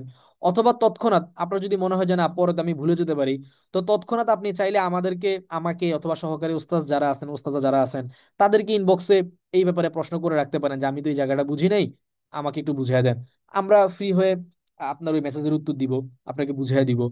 অথবা আপনি চাইলে এখানে কমেন্টের একটা অপশন আছে, এই যে দেখেন, এখানে ক্লাসের নিচেই কিন্তু হোমওয়ার্ক, আর হোমওয়ার্কের পাশেই কমেন্ট নামে একটা অপশন আছে, ওখানে গিয়ে আপনি লিখিত আকারে আপনার প্রশ্নটা করে রাখতে পারেন। এখানে অনেকেই দেখেন অনেক রকমের প্রশ্ন করছেন, সেই প্রশ্নগুলোর উত্তর আবার আমরা দিয়ে দিই। বা আপনার যদি কোনো মতামত থাকে, হ্যাঁ, ওইটা আপনি এখানে কমেন্টের এই জায়গায় লিখে দিতে পারেন। তো পড়া সংক্রান্ত কোনো কিছু যদি আপনি না বুঝেন, তাহলে এটা আপনি 3-4 ভাবে এটা বুঝতে পারেন। এক, দর্শের নিচে এখানে কমেন্ট করার অপশন আছে, এখানে কমেন্ট করতে পারেন, আমরা রিপ্লাই আপনাকে দিয়ে দিব। নাম্বার 2, আপনি সরাসরি আমাদেরকে ইনবক্সে প্রশ্ন করতে পারেন, এটা সবচেয়ে ভালো, বেটার। আপনি ইনস্ট্যান্ট আপনি উত্তরটা পেয়ে গেলেন। ঠিক আছে? 2, নাম্বার 3 হচ্ছে যখন আপনি পড়া শোনাবেন, মানে জুমে এরকম লাইভে, তখন লাইভে সরাসরি আপনি উস্তাদকে প্রশ্ন করলেন। এরকম 3-4 ভাবে আপনি কিন্তু, যেই পড়া সংক্রান্ত কোনো প্রশ্ন যদি আপনার থাকে আপনি বুঝেন নাই, তাহলে এটা আপনি প্রশ্ন করে এটা সমাধান আপনি বের করতে পারেন। তাহলে ক্লাস কিভাবে হবে এবং কবে কবে হবে এটা আশা করি বুঝতে পেরেছেন। শনিবার, মঙ্গলবার এবং বৃহস্পতিবার এই 3 দিন নতুন ক্লাস আপনাদেরকে এই ক্যাম্পাসে দেওয়া হবে, সকালবেলায় ফজরের পরে। এবং যখন দেওয়া হবে তখন আপনাদেরকে নোটিশ বোর্ড একটা নোটিশের মাধ্যমে এটা জানায় দেওয়া হবে। আর এই ক্লাসটা আপনার এই ক্যাম্পাসে সব সময়ের জন্য থেকে যাবে। আপনি যখন ইচ্ছা, যখন খুশি, যখন আপনার ফ্রি টাইম, তখনই আপনি এই ক্লাসটা দেখে নিজের মতন আপনি অ্যাটেন্ডেন্সে ক্লিক করে দিবেন, এবং হোমওয়ার্ক আপনার সময় সুযোগ সুযোগ মতন আপনি জমা দিবেন। হোমওয়ার্ক জমা দেওয়ার জন্য লিমিট নেই যে আপনাকে আজকের মধ্যে জমা দিতে হবে, আজকের ক্লাসের হোমওয়ার্ক আজকেই জমা দিতে হবে, এই ধরনের কোনো লিমিটেশন নাই। এটা আমরা এটা ব্যাপারগুলোকে আমরা একটু ফ্লেক্সিবল রাখছি, যেহেতু আপনারা সবাই ব্যস্ত মানুষ। ব্যস্ত মানুষ বলতে চাকরি বাকরি করেন, কেউ এখানে ফুল টাইম স্টুডেন্ট না, আরবি ভাষার পার্ট টাইম স্টুডেন্ট সবাই। আমরা এটাকে ফ্লেক্সিবল রাখছি। তবে ফ্লেক্সিবল রাখার কারণে আপনারা আবার এমন করেন না যে আপনার অলসতা করেন, এরকম করবেন না। ঠিক আছে?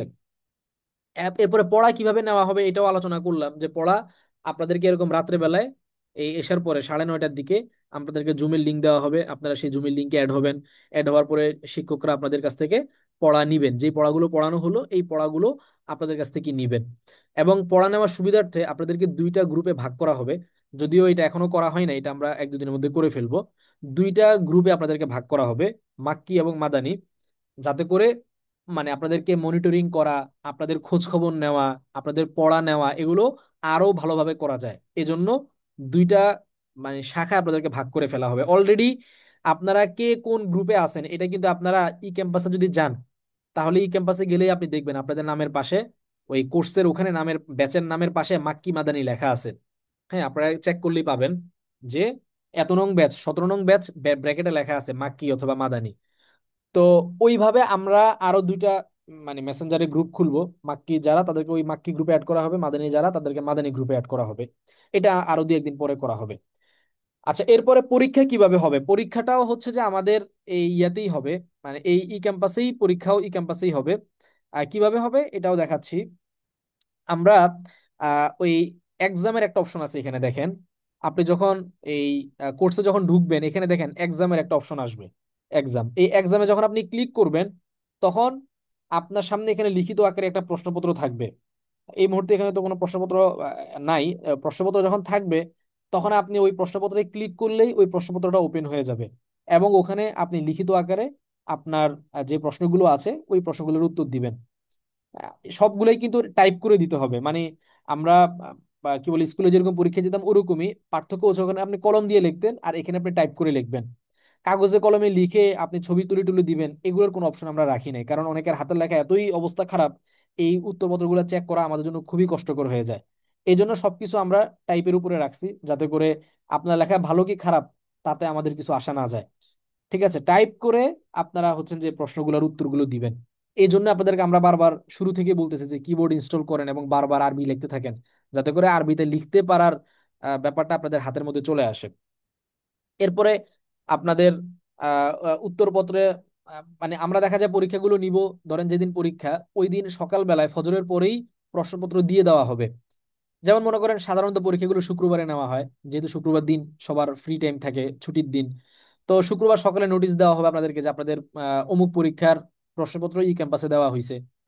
এবং এই সারাদিন সময় থাকবে, আপনি একেবারে রাত 12টা পর্যন্ত সময় থাকবে। রাত 12টা পর্যন্ত সময়ের ভিতরে আপনি যখন ফ্রি থাকেন, দুপুরে, মাগরিবের পরে, এশার পরে, রাত 12টার আগে যখন আপনার খুশি আপনি প্রশ্নপত্র ওপেন করে পরীক্ষা দিয়ে দিবেন। ঠিক আছে। তবে আশা করি এরকম করবেন না যে প্রশ্ন আপনি কিতাব দেখে দেখে নকল করে লিখলেন, এটা করবেন না। কারণ এখানে তো আর আসলে আমরা সার্টিফিকেটের জন্য কেউ আসি নাই, এটা আমরা আসছি আসলে কোরআনের অর্থ বোঝার জন্য, নিজের আগ্রহে শিখতে আসছি। তো নকল করে তো লাভ নেই, আর নকল করে আপনি হয়তো পরীক্ষা দুটো নাম্বার বেশি পাবেন, আপনার যোগ্যতা তো আর হবে না। হ্যাঁ, কারণ প্রশ্নপত্রের মধ্যে আহ, আপনার এই কারণে এই জিনিসগুলো আপনারা করবেন না, এটাই আমি আমার বিশ্বাস আর কি আপনাদের উপরে। এরপরে যখন রেজাল্ট হবে তখন তো আপনাদের এখানে রেজাল্ট দেওয়া হবে। এই রেজাল্টে ক্লিক করলে কি রেজাল্ট পাইলেন, এই রেজাল্ট গুলো, এই যে পুরা রেজাল্ট কে কত পাইলেন, রেজাল্টের মধ্যে দেখেন টোটাল মার্কস থাকবে, একটা অ্যাটেন্ডেন্সের জন্য একটা, হোমওয়ার্কের জন্য একটা মার্ক থাকে, এই যে হোমওয়ার্কের জন্য একটা মার্ক থাকবে। হ্যাঁ, ফাইনাল পরীক্ষার ক্ষেত্রে ভাইবা নেওয়া হয় তখন ভাইবার একটা নাম্বার থাকে। ঠিক আছে, তো টোটাল এক্সাম মার্ক যেটা থাকে ওইটা এখানে আপনারা দেখতে পাবেন।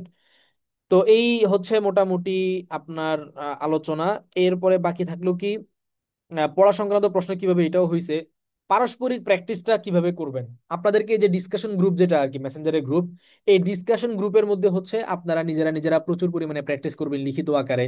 টিচাররা যারা আছেন তারাও আপনাদেরকে প্র্যাকটিস করাবেন একটা নির্ধারিত সময়ে। হ্যাঁ, এটার একটা রুটিন করে দেওয়া হবে যে কবে কবে লিখিত আকারে প্র্যাকটিস হবে, কবে কবে আপনাদেরকে মানে পড়াগুলো জুমে নেওয়া হবে, এটার একটা রুটিন আপনাদেরকে জানায় দেওয়া হবে। ঠিক আছে। আর কোর্স করতে না চাইলে, যদি কেউ কোর্স করতে না চান, আপনারা তো আমরা কেউ জোর করে আনি নাই, ঠিক না, আপনি নিজের আগ্রহে আসছেন। তো যদি কোনো কারণে আপনার মনে হয় যে না আমি আসলে সময় কুলাইতে পারি না, বা আমার কাছে অনেক কঠিন মনে হচ্ছে পড়া, অথবা আমি অসুস্থ, আমি আর পড়তে পারবো না, কোনো না কোনো কারণে আপনি কোর্স ছেড়ে দিতেই পারেন, খুব স্বাভাবিক। তবে সেটা সুন্দরভাবে আমাদেরকে বলে তারপরে চলে যাবেন। অনেকে আছে যে সে কোর্স করেও না, মেসেজ দিলে রিপ্লাই দেয় না, উস্তাদরা তাকে বারবার মেসেজ দিতে থাকে যে কি ব্যাপার আপনি পড়া শোনাচ্ছেন না, পড়া কি দিবেন না, সে মেসেজগুলো সিনও করে না, রিপ্লাইও দেয় না। সে দেখতেছে যে উস্তাদ তাকে বারবার মেসেজ দিচ্ছে কিন্তু সে এটাকে কোনো গুরুত্বই দেয় না। এটা খুবই এটা, এবং এটা কাইন্ড অফ বেয়াদবির মধ্যে পড়ে, যে আপনার উস্তাদ আপনাকে বারবার মেসেজ দিয়ে যাচ্ছেন আর আপনি তার মেসেজ সিনও করতেছেন না, ইচ্ছা করে রিপ্লাইও দিচ্ছেন না। ভাই, আপনি যদি বলেন যে উস্তাদ আমি আর পড়বো না, আমার জন্য দোয়া করবেন, উনি কি আপনাকে বকা দিবেন, না উনি আপনাকে জোর করে ধরে নিয়ে আসবেন? কিছুই তো করবেন না। তো উনি যে বারবার আপনাকে মেসেজ দিয়ে যে পেরেশান হচ্ছেন যে লোকটা কেন আমাকে পড়া শোনাচ্ছে না, এটা তো ভালো দেখায় না, এটা এটা একটু অসৌজন্যমূলক মনে হয়, এই কারণে আপনারা এই কাজটা করবেন না। এটা আমরা খুব দুঃখজনক যে আমরা এই চিত্রটার খুব মুখোমুখি হই, এবং এটা খুব কষ্টকর আর কি আমাদের জন্য, যে আমরা বারবার আপনাদের সঙ্গে যোগাযোগ করার চেষ্টা করছি, কিন্তু আপনারা আমাদেরকে রিপ্লাই মানে সিনই করতেছেন না। দেখা যায় সে দুনিয়া সবকিছু করছে, নিয়মিত ফেসবুকে পোস্ট দিচ্ছে, নিয়মিত সবকিছু করছে, কিন্তু সে ইনবক্সে এই উস্তাজের ইয়েটাকে সে মিউট করে রেখে দিছে, উনার কোনো রিপ্লাই সে দেয় না। ভাই উস্তাজ তো, উস্তাজকে তো তার মানে আপনি উস্তাজকে একটা মেসেজ দিয়ে যদি জানায় দেন যে আমি পড়বো না আর, বা তাহলে তো কোনো সমস্যা নাই, উনাকে পেরেশানিতে কেন ফেলবেন? তো এই কারণে আপনারা যদি কেউ পড়া ছেড়ে দেন, সেটা আপনারা পেজে সুন্দর করে, যেমন পেজে মেসেজ দিয়ে আপনারা ভর্তি হয়েছেন বা হোয়াটসঅ্যাপ থেকে আপনারা ভর্তি হয়েছেন, সেখানে সুন্দর করে একটা মেসেজ দিয়ে দিবেন যে আমি আমার সমস্যার কারণে কোর্সটা আর করতে পারছি না, তো আমার নামটা আপনারা বাদ দিয়ে দেন। ব্যাস, সমাধান হয়ে গেল, সহজ জিনিস। কিন্তু অনেকে এটাকে খুব জটিল করে ফেলে, এটা আপনারা করবেন না। এখন কিছু পরামর্শের মধ্যে এক নম্বর পরামর্শ হচ্ছে, আপনারা ডিসকাশন গ্রুপ যেগুলো আছে, যেটা আছে এই ডিসকাশন গ্রুপকে যদি চান তাহলে নোটিফিকেশন অফ করে রাখতে পারেন, কারণ এখানে প্রচুর মেসেজ আসতে থাকবে। অনেকে আছে যে ওই রিংটোন খোলা রাখার কারণে টিং টাং বাজতেই থাকবে সারাদিন, কারণ এখানে সারাদিন সবাই প্র্যাকটিস করতে থাকবে। আমাদের ডিসকাশন গ্রুপগুলোতে স্টুডেন্টরা প্রচুর পরিমাণে প্র্যাকটিস করে সারাদিন। ঠিক আছে, ভাইদের তুলনায় বোনেরা আলহামদুলিল্লাহ অনেক বেশি প্র্যাকটিস করে। ভাইয়েরা একটু অলস টাইপের মনে হয়, তারা প্র্যাকটিস কম করে, কিন্তু বোনেরা প্রচুর প্র্যাকটিস করে অলরেডি। এখনই দেখলাম যে আরবি হাতের লেখা বোনেরা যেই পরিমাণ লিখছে, ভাইয়েরা এটার কি বলে 3 ভাগের 1 ভাগও মনে হয় না লিখছে। তো যাই হোক, ওখানে প্রচুর পরিমাণে যেহেতু লিখিত আকারে প্র্যাকটিস হতে থাকে, সারাদিন মেসেজ আসতে থাকবে। তো কারো যদি এটা বিরক্তিকর মনে হয়, উনি এটাকে নোটিফিকেশন মিউট করে রাখতে পারেন। আর নোটিশ বোর্ড যেটা, এটা নোটিফিকেশনটা আল্লাহর ওয়াস্তে মিউট করবেন না, কারণ নোটিশ বোর্ডের মধ্যে হচ্ছে আপনাদেরকে গুরুত্বপূর্ণ নোটিশ গুলো দেওয়া হয়। পরীক্ষা নোটিশ দেওয়া হয়, ক্লাসের নোটিশ দেওয়া হয়, নানান গুরুত্বপূর্ণ কথা নোটিশ দেওয়া হয়। অনেকে আছে যে পরীক্ষা নোটিশ দেওয়া হয়েছে যে আপনাদের অমুক তারিখ পরীক্ষা, সে জানেই না। কেন? কারণ সে নোটিশ বোর্ডের নোটিশগুলো সে দেখেই নাই। তো নোটিশ বোর্ডকে মানে ইয়েও করবেন না, মিউটও করবেন না। প্লাস হচ্ছে যে এই মেসেজগুলো সবসময় মনোযোগ দিয়ে দেখার চেষ্টা করবেন, আর নোটিশ বোর্ডের মধ্যে আপনারা কোনো মেসেজ দিবেন না। প্রথম প্রথম দিকে অনেকে ভুলে মেসেজ দিয়ে ফেলেন, কিন্তু দিয়ে ফেললেও এটা আনসেন্ড করে দিবেন। নোটিশ বোর্ডটা শুধুমাত্র আমাদের মানে অ্যাডমিন এবং টিচার যারা আছেন উনাদের জন্য, উনারা আপনাদেরকে গুরুত্বপূর্ণ যে জিনিসগুলো জানানো দরকার ওগুলো জানাবে। আর পাঠ্য বই যেটা, এটা তো আপনারা মানে এটা তো ছাপা হয়ে আসতেছেই, ওইটা আপনারা সংগ্রহ করে নেবেন। আর সর্বশেষ নসিহা যেটা, সেটা হচ্ছে যে আপনারা দার্স জমায়ে রাখবেন না। হ্যাঁ, দার্স এগুলো জমায়ে রাখবেন না।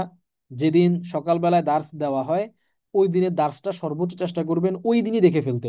ওই দিন ঘুমাতে যাওয়ার আগেই যেন আপনার ওই দিনের ক্লাসটা দেখে নেওয়া শেষ হয়, এটা সর্বোচ্চ চেষ্টা করবেন। ক্লাসগুলো তো ছোট ছোট না, 20 মিনিট, 18 মিনিট, 15 মিনিট, তো 20 মিনিট আপনি যদি প্রতিদিন যদি 20 মিনিট থেকে 30 মিনিট সময় দিতে না পারেন, তাহলে আপনি একটা ভাষা কিভাবে শিখবেন? তো প্রতিদিন অন্তত পক্ষে আধা ঘন্টা থেকে 1 ঘন্টা সময় আপনি বরাদ্দ রাখেন এই ভাষাটা শেখার জন্য। দার্স জমায় রাখবেন না, নিয়মিত পড়া শোনাবেন। অনেকে আছে যে উস্তাদকে পড়া শোনায় না, কিসের কারণে? তার পড়া শোনাইতে গেলে অনেক ভুল হয়, এই কারণে সে লজ্জায় পড়া শোনায় না। এই কাজ করবেন না। শিখতে চাইলে কোনো লজ্জা করা যাবে না। আপনি যদি সংকোচ করেন, লজ্জা করেন, এটা তো কার ক্ষতি? আপনারই ক্ষতি। আপনার ভুলগুলো ধরা পড়বে না। হ্যাঁ, আপনার ভুলগুলো ধরা পড়বে না। আমরা তো চাই যে আপনাদের ভুলগুলো আমরা ধরে দিয়ে আপনাদেরকে আমরা কারেকশন গুলো দেই, সংশোধন করি। তো এটা খেয়াল রাখবেন।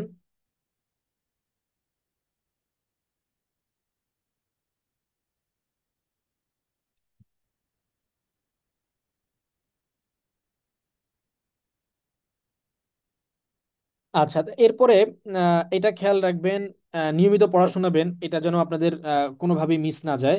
এরপরে পড়ার জন্য একটা নির্দিষ্ট সময় আপনারা নির্ধারণ করবেন। অনেকে আছেন জীবনের কোনো রুটিন নাই, কোনোদিন সকালে পড়তেছে, তো কোনোদিন দুপুরে, কোনোদিন বিকেলে, রাতে, এভাবে করবেন না। আপনি একটা রুটিন করে নেবেন যে আমি প্রতিদিন সকাল বেলায় 1 ঘন্টা, সকাল 6টা থেকে 7টা, এই 1 ঘন্টা আমি আমার আরবি ভাষার জন্য বরাদ্দ রাখলাম। প্রতিদিন এই 1 ঘন্টা আমি পড়বো, অথবা আমি দুপুর আহ ধরেন 1টা থেকে 2টা, অথবা আমি মাগরিবের পরে 7টা থেকে 8টা, অথবা আমি 9টা থেকে 10টা। একটা টাইম ফিক্সড করবেন। যদি আপনি টাইম ফিক্সড না করে এভাবে করেন যে না সারাদিনে যখন সময় পাই তখন পড়বো, তাহলে দেখবেন যে আপনার পড়া হবে না। কারণ দেখা যাবে যে দিন শেষ, ঘুমাইতে চলে আসছেন, আপনার ওই দিন আরবি পড়ার কথা মনেই নেই আপনার। এরকমই হতে থাকবে।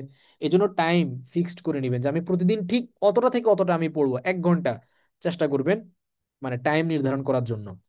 আমি যেভাবে বলছি এইভাবে যদি মানতে পারেন, তাহলে আপনারা ইজিলি আর বেশি 1 ঘন্টা, আমি তো সবসময় বলি আমি লিখিত আকারে একবার আপনারা যদি কেউ চান আমি একবারে লিখিত আকারে আপনাকে দিয়ে দিব, যে প্রতিদিন যদি আপনি 1 ঘন্টা সময় দিতে পারেন, আপনি অবশ্যই অবশ্যই আর বেশি শিখতে পারবেন। যদি শিখতে না পারেন, আমার ওই লিখিত ওইটা আপনি আমাকে দিলে আমি আপনার পুরো টাকা আপনাকে আমি ব্যাক করে দিব। মানে আপনি এই পর্যন্ত যত ফি দিছেন সেটা আমি আপনাকে ব্যাক করে দিব, এবং আমি ব্যর্থতার দায় আমার মাথায় নিয়ে নিব। কিন্তু শর্ত হচ্ছে এই 1 ঘন্টার টাইম আমাকে প্রতিদিন দিতে হবে, একবারে প্রতিদিন। আপনি ওই যে 2 দিন দিবেন 3 দিন দিবেন না, এটা করবেন না। অনেকে আছে যে পড়া জমায় রাখে জমায় রাখে, 1 সপ্তাহের পড়া একদিনে বসে সে সারা সপ্তাহের পড়া একদিনে দেখে ফেলতে চায়। এগুলো ভুল পদ্ধতি। আপনি সারা সপ্তাহ না খেয়ে যদি চিন্তা করেন 7 দিন খাই নাই, 7 দিনের খাবার এবার একদিনে একসঙ্গে খাই, এটা কি সম্ভব? সম্ভব না। আপনার পেট এটা নিতে পারবে না, আপনার পেট নষ্ট হয়ে যাবে। আমাদের ব্রেনটাও তো একই রকম। পড়াটা খাদ্যের মতন। আপনি যদি চিন্তা করেন 3 দিনের পড়া আমি এবার একদিনে শেষ করে ফেলি, তো আপনার ব্রেন তো এত লোড একসঙ্গে নিতে পারবে না, এবং এই পড়াগুলো আপনার মাথায় থাকবে না, মাথা থেকে চলে যাবে, আপনার মাথায় এলোমেলো হয়ে যাবে। এই কারণে খাবার যেরকম নিয়মিত খেতে হয় নিয়মতান্ত্রিকতার সাথে, পড়াটাও একই রকম নিয়মতান্ত্রিকতার সাথে করতে হয়, ঠিক আছে? আর অধিক পরিমাণে তামরিন এবং প্র্যাকটিস করবেন। একটা ভাষা মূলত প্র্যাকটিসের নাম। দুনিয়ার যে কোনো ভাষা প্র্যাকটিস ছাড়া এটা শেখা যায় না। ভাষা মূলত প্র্যাকটিসের নাম। যত ভালো সিলেবাসই হোক না কেন, যত ভালো মেন্টরই হোক না কেন, টিচার যত যোগ্যতা সম্পন্নই হোক না কেন, যদি স্টুডেন্ট যদি প্র্যাকটিস না করে প্রচুর পরিমাণে, তাহলে আসলে এই উন্নত টিচার, উন্নত সিস্টেম, উন্নত মানে সিলেবাস দিয়ে কোনো লাভ নেই। প্র্যাকটিস হচ্ছে খুব বেশি করতে হবে। কারণ আমরা কি করতে পারবো? আমরা আপনাকে মানে জিনিসগুলো একেবারে কেটে কুটে রান্না করে প্লেটের মধ্যে সাজিয়ে আপনার কি বলে সামনে রেখে, মানে আপনার একবারে লোকমা নিয়ে আপনার মুখের উপরে তুলে দিতে পারবো। আপনার চাবানোর কাজ এবং গিলার কাজ তো আপনাকে করতে হবে। অনেকের অবস্থা এরকম যে না ওস্তাদ আপনি আমারটা চাবায়া গিলেও দেন। ভাই যদি আপনারটা যদি চাবায়া গিলেও দেওয়া যেত সেটাও আমরা করতাম, কিন্তু এটা তো সম্ভব না। চাবানোর কাজ আর গিলার কাজ তো আপনাকেই করতে হবে। তা আমরা তো সবকিছু করে দিচ্ছি, সবকিছু রেডি করে দিছি আপনার সব ধরনের। আপনাদেরকে যাতে নোট করতে না হয় এটার জন্য আমরা শিট দিয়ে দিচ্ছি, যাতে করে আপনাদেরকে কথাগুলো আলাদা করে নোট করে সময় নষ্ট করতে না হয়। শব্দের অর্থের ইয়ে দিয়ে দিচ্ছি, কুইজ দিচ্ছে, প্রচুর পরিমাণে কুইজ দেওয়া হবে আপনাদেরকে নিজেদেরকে যাচাই করার জন্য। যা যা দরকার আমরা সব দিয়ে দিচ্ছি আপনাদেরকে। আপনাদের কাজ খালি আপনারা মুখে তুলবেন, চাপাবেন আর খাবেন। এখন এইটাও যদি আপনারা না পারেন, তাহলে আর একটা ভাষা আপনি কিভাবে শিখবেন? এই কারণে প্রচুর পরিমাণে প্র্যাকটিস করবেন। প্র্যাকটিস করার ক্ষেত্রে কমতি করবেন না। উস্তাদরা যেগুলো প্র্যাকটিস করায় তো করাবেন, এর বাইরে আপনারা নিজেরাও চেষ্টা করবেন প্রচুর পরিমাণে ডিসকাশন গ্রুপে প্র্যাকটিস করার জন্য। নিজেরা নিজেরা যে যখন সময় পাবেন প্র্যাকটিস করবেন। ফেসবুকে এসে অহেতুক সময় নষ্ট করবেন না, এই যে ইউটিউবে ভিডিও দেখে সময় নষ্ট করবেন না। ফাঁকা সময় যেটাই পাবেন, ডিসকাশন গ্রুপ 24 ঘন্টার জন্য উন্মুক্ত। যে যখন সময় পাবেন, যে ভাই কে আছেন আসেন আমরা একসঙ্গে তামরিন করি। দুইজন থাকলে দুইজন একসঙ্গে তামরিন করবেন। আরবি বাক্য দিবেন, বাংলা করবে, বাংলা বাক্য দিবেন, এটাকে আরবি করবে। একজনের ভুল হলে আরেকজন ধরাই দিবেন। একটা শব্দের বাংলা বলবেন, অন্যজন সেটা আরবি বলবে। এভাবে মানে প্রচুর প্র্যাকটিস আপনারা করতে থাকবেন। আচ্ছা, তো মোটামুটি আমি অনেক লম্বা সময় নিয়ে ফেললাম, প্রায় 1 ঘন্টা সময় নিয়ে ফেললাম। আমার আলোচনা মোটামুটি শেষ আর কি, আলহামদুলিল্লাহ। তো এবার আমি আপনাদের প্রশ্ন উত্তরে চলে যাই। প্রশ্ন উত্তরের ক্ষেত্রে লিখিত আকারে যে প্রশ্নগুলো আসছে আমি এগুলোর উত্তরটা আগে দিয়ে ফেলি, তারপরে কোনো ভাই যদি প্রশ্ন করতে চান মৌখিকভাবে আমি মাইক খুলে দিব হাত রেজ করলে। আর বোনেরা যারা আছেন তারা একটু লিখিত আকারে প্রশ্ন করবেন। আচ্ছা ওস্তাদ, ইংরেজি গ্রামার পড়লেও তো ভোকাবুলারির প্রয়োজন হয়, আমাদেরকেও কি কোরআনের ভোকাবুলারি শিখতে হবে? আমার কাছে কোরআন ও সালাত অনুধাবনের এত এত ভোকাবুলারি বই আছে, এগুলো পড়তে হবে? আমাদের সিলেবাসের মধ্যে এটা নাই, কারণ আমাদের সিলেবাসের মধ্যে যে শব্দগুলো রাখা আছে, মানে পড়তে পড়তে যে শব্দগুলো আপনাদেরকে বলা হবে, এই শব্দগুলো হচ্ছে যে ওই কোরআনেরই শব্দ। এই কারণে আর আলাদা কোনো বই আমরা পড়াচ্ছি না, কারণ এই বইয়ের মধ্যে যে পরিমাণ শব্দ দেওয়া হবে এগুলো মুখস্থ করে আপনারা কুল পাবেন না। মানে আমরা তো অভিজ্ঞতা থেকে আমাদের অনেকদিন আমরা পড়াচ্ছি, তো এই বইয়ের মধ্যে যে পরিমাণ শব্দ আপনাদেরকে দেওয়া হবে, যেমন আমি উদাহরণস্বরূপ দেখাই, মনে করেন এই যে এইরকম পড়ার এই যেমন চার্টে প্রচুর পরিমাণে এরকম শব্দের অর্থ কিন্তু আসতেই থাকবে। তো এই শব্দগুলো মুখস্থ করে আপনারা কুল পাবেন না। এখন কেউ যদি মনে করেন যে না আমার স্মৃতিশক্তি অনেক ভালো আলহামদুলিল্লাহ, আমি এগুলা মুখস্থ করেও আরো বেশি মুখস্থ করতে পারি, সেক্ষেত্রে আপনি এরকম বই থেকে ভোকাবুলারি মুখস্থ করতে পারেন, আলহামদুলিল্লাহ, অসুবিধা নাই। তবে বাড়তি জিনিস করতে গিয়ে আপনার আসল জিনিস, মূল জিনিস যেন ঘাটতি না হয়, এটা খেয়াল রাখবেন। আচ্ছা এরপরে মেয়েরাকে আচ্ছা এটা তো বললামই। এরপরে উম আমাদের যে বইটা পড়ানো হবে ওইটার কি পিডিএফ পাওয়া যাবে, না ওইটা আপনারা কিনে নিবেন? হ্যাঁ ওইটার, যেহেতু এখন এটা ছাপানো হয়েছে, ওইটার মূল কপিটা আপনারা কিনে নিবেন। আচ্ছা এরপরে ক্লাস কি লাইভ হবে? না না, মূল ক্লাস তো লাইভ হবে না, আপনাদের পড়াগুলো নেওয়া হবে লাইভে, কিন্তু মূল ক্লাস লাইভে হবে না। আপনাদের লাইভে হচ্ছে পড়াগুলো নেওয়া হবে। তারপরে হচ্ছে আপনাদের পরীক্ষার আগে এক একটা করে লাইভ ক্লাস আমি নিব, হচ্ছে পুরা পরীক্ষার প্রস্তুতি মূলক ক্লাস, যেখানে হচ্ছে পুরো যেই কয় পাঠ পড়া হলো, যে পড়াগুলোর উপরে পরীক্ষা নেওয়া হবে সেগুলোর উপরে পর্যালোচনা এবং প্রশ্নোত্তর পর্ব থাকবে ওখানে। কোনো জিনিস না বুঝলে আমি আবার ভালো করে বুঝিয়ে দিব। তো লাইভ যেটা হবে ওটা পড়া নেওয়ার জন্য লাইভ হবে, আর পড়া দেওয়াটা হবে রেকর্ডেড, পড়া নেওয়াটা হবে লাইভে। আচ্ছা, তারপরে উম ইংরেজি, এটা তো উত্তর তো দিলাম। ওস্তাদ, আপনার যে কিতাব প্রকাশিত হয়েছে সেটার কি সেটাই কি শীটেরও পড়া থাকবে? না না, কিতাবের মধ্যে তো শীট থাকবে না, কিতাব তো এমনিতেই প্রায় 500 পৃষ্ঠার কাছাকাছি, শীট দিলে তো এই কিতাবের পৃষ্ঠা হয়ে যাবে 2000। শীট আপনাদেরকে পিডিএফ আকারে দেওয়া হবে। আচ্ছা, আমি যে ভর্তি শুরুতে হাইয়ার আরাবিয়া শব্দার্থ প্রিন্ট করে এনেছিলাম প্রথম সেমিস্টারের জন্য, এখন কি কোনো সমস্যা আছে?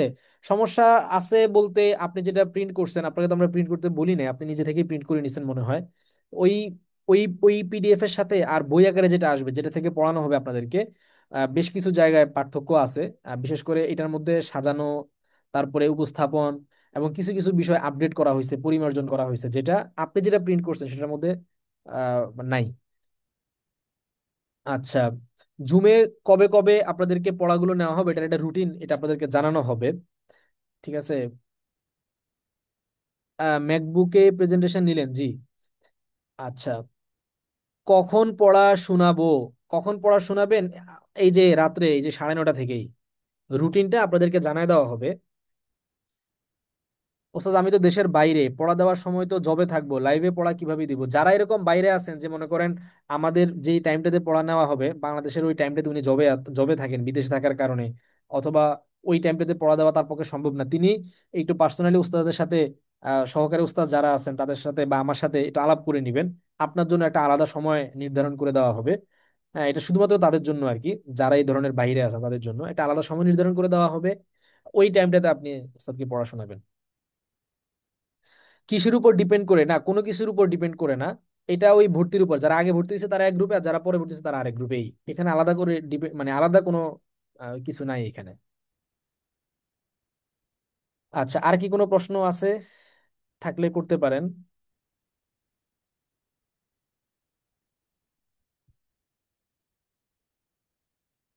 ভাইদের যদি ভাই বোন সবার পড়া কি একসাথেই নেওয়া হবে? না, বোনদের পড়া বোনেরাই নিবেন, আর ভাইদের পড়া ভাইয়েরা নিবেন।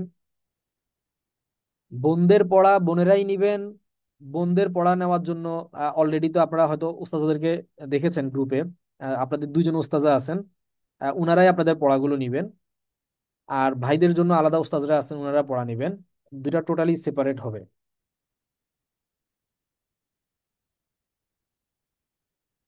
আচ্ছা, আরবি হাতের লেখার উপরও ফোকাস করতে চাই, এজন্য করণীয় কি? এজন্য করণীয় হচ্ছে হাতের লেখার যেই ভিডিওগুলো আমি এখানে দিয়ে রাখছি, একটা একটা করে ভিডিও দেখেন। হ্যাঁ, প্রথমে আমি শব্দগুলো কিভাবে লিখতে হয় এগুলো সব বুঝাই বুঝাই দিছি ভেঙে ভেঙে। আপনি ওইটা ভালো করে দেখেন, দেখে যেভাবে যেভাবে নির্দেশনা দেওয়া হয়েছে নিজে নিজে এভাবে হাতে, মানে খাতায় লিখে লিখে প্র্যাকটিস করেন, আস্তে আস্তে লেখা সুন্দর হয়ে যাবে। আরবি গ্রামার পড়ানো হবে, এটার উত্তর তো অলরেডি দেওয়া হয়েছে, যে হ্যাঁ নাহু সরফ পড়ানো হবে। যখন নাহু সরফের যেই মানে পড়াটা প্রাসঙ্গিকভাবে আসবে সেটার জন্য আলাদা শীট দিয়ে ওই বিষয়টা আপনাদেরকে আলাদা করে পড়ানো হবে। আচ্ছা, মানে নাহু সরফের জন্য আলাদা কোনো কিতাব পড়ানো হবে না, এই মূল বইয়ের মধ্যেই নাহু সরফের জিনিসগুলো আমরা মোটামুটি কভার করে ফেলছি। এই জিনিসগুলোকে আলাদা আলাদা শীট দিয়ে বিস্তারিত আকারে পড়ানো হবে। ঠিক আছে। লম্বা সময় ধরে কোর্সে লেগে থাকার জন্য কি কি আমল করতে পারি? সবচেয়ে বড় আমল হচ্ছে রুটিন করে নেওয়া, নিয়মতান্ত্রিকতা। এটা হচ্ছে সবচেয়ে বড় আমল, এর থেকে আর বড় কোনো আমল নাই। আয়েশা রাদিয়াল্লাহু তাআলা আনহা নবীজিকে জিজ্ঞাসা করছেন, যে ইয়া রাসূলুল্লাহ, আইয়ুল আমালি আহাব্বু ইলাল্লাহ, আল্লাহর কাছে সবচেয়ে প্রিয় আমল কোনটা? আল্লাহ নবী উত্তরে বলেছেন সাল্লাল্লাহু আলাইহি ওয়াসাল্লাম, যে আল্লাহর কাছে সবচেয়ে প্রিয় আমল হচ্ছে মা দুবিমা আলাইহি ওয়া ইন কাল্লা, সহিহ বুখারীর হাদিস, যেটা নিয়মিত করা হয়, যদিও সেটা পরিমাণে অল্প হয়। তো পরিমাণে অল্প হোক কিন্তু নিয়মিত হোক, আপনার প্রতিদিন 3 ঘন্টা পড়ার দরকার নেই, আপনি 1 ঘন্টাই পড়েন, 1 ঘন্টা না পারেন আধা ঘন্টাই পড়েন, কিন্তু প্রতিদিন পড়েন, একটা টাইম ফিক্সড করে পড়েন। এটা হচ্ছে সবচেয়ে বড় আমল এই দীর্ঘ সময় লেগে থাকার জন্য। কারণ আপনি যখন এই প্রতিদিন নির্ধারিত টাইমে আপনি পড়বেন তখন পড়া জমে যাবে না, আপনার জন্য পড়াগুলো চাপ মনে হবে না। স্টুডেন্টরা সাধারণত পড়া কন্টিনিউ করতে পারে না এই কারণে যে তার কাছে পড়া অনেক চাপ মনে হয়, মনে হয় যে হাই হাই এত পড়া জমে গেছে, আমি এখন কিভাবে এগুলো শেষ করব। তখন আস্তে সে হতাশ হয়ে যায় এবং পড়া ছেড়ে দেয়। তো টিকে থাকার জন্য সবচেয়ে বড় আমল হইলো এই একটা নির্দিষ্ট রুটিন করা। এর থেকে বড় কোনো আমল নাই। আপনি নফল নামাজ দিয়ে তো এটা হবে না, এটার জন্য রুটিন লাগবে। খাতা কলম ব্যবহার না করি? আরে ভাই, আপনি শিখবেন লেখা কিন্তু খাতা কলম ব্যবহার করবেন না, এটা আবার কেমন কথা? আপনি আরবি লেখা শিখবেন, তো লেখা শিখতে গেলে আপনার খাতা কলম ব্যবহার করতে হবে না? খাতা কলম ব্যবহার না করলে আপনি লেখা শিখবেন কিভাবে? আরবি লিখতে চাইলে খাতা কলম ব্যবহার করবেন। আর আমাদের কোর্সের জন্য তো লেখার কোনো কিছু দরকার নেই। কোর্সের জন্য হচ্ছে আপনি কিবোর্ডে টাইপ করে লিখবেন। আমাদের কোর্সে সবকিছু, হোমওয়ার্ক থেকে শুরু করে যা আছে সবকিছু হচ্ছে কিবোর্ডে টাইপ করে আপনাকে দিতে হবে। দেশের বাইরে থাকলে বই কালেক্ট করব কিভাবে? দেশের বাইরে থাকলে দেশের কাউকে দিয়ে কালেক্ট করা, কেউ যদি যায় তাহলে তার মাধ্যমে নিয়ে যেতে পারেন, অথবা কিছু কিছু পাবলিকেশন মানে বুকশপ আছে যারা বাইরেও বই পাঠায়, তাদের মাধ্যমে সংগ্রহ করতে পারেন। আর এর আগ পর্যন্ত আপাতত সময়ের জন্য আপনাদেরকে আমরা মানে ওই পিডিএফটা সংগ্রহ করব যারা দেশের বাইরে আছেন তাদের জন্য আর কি।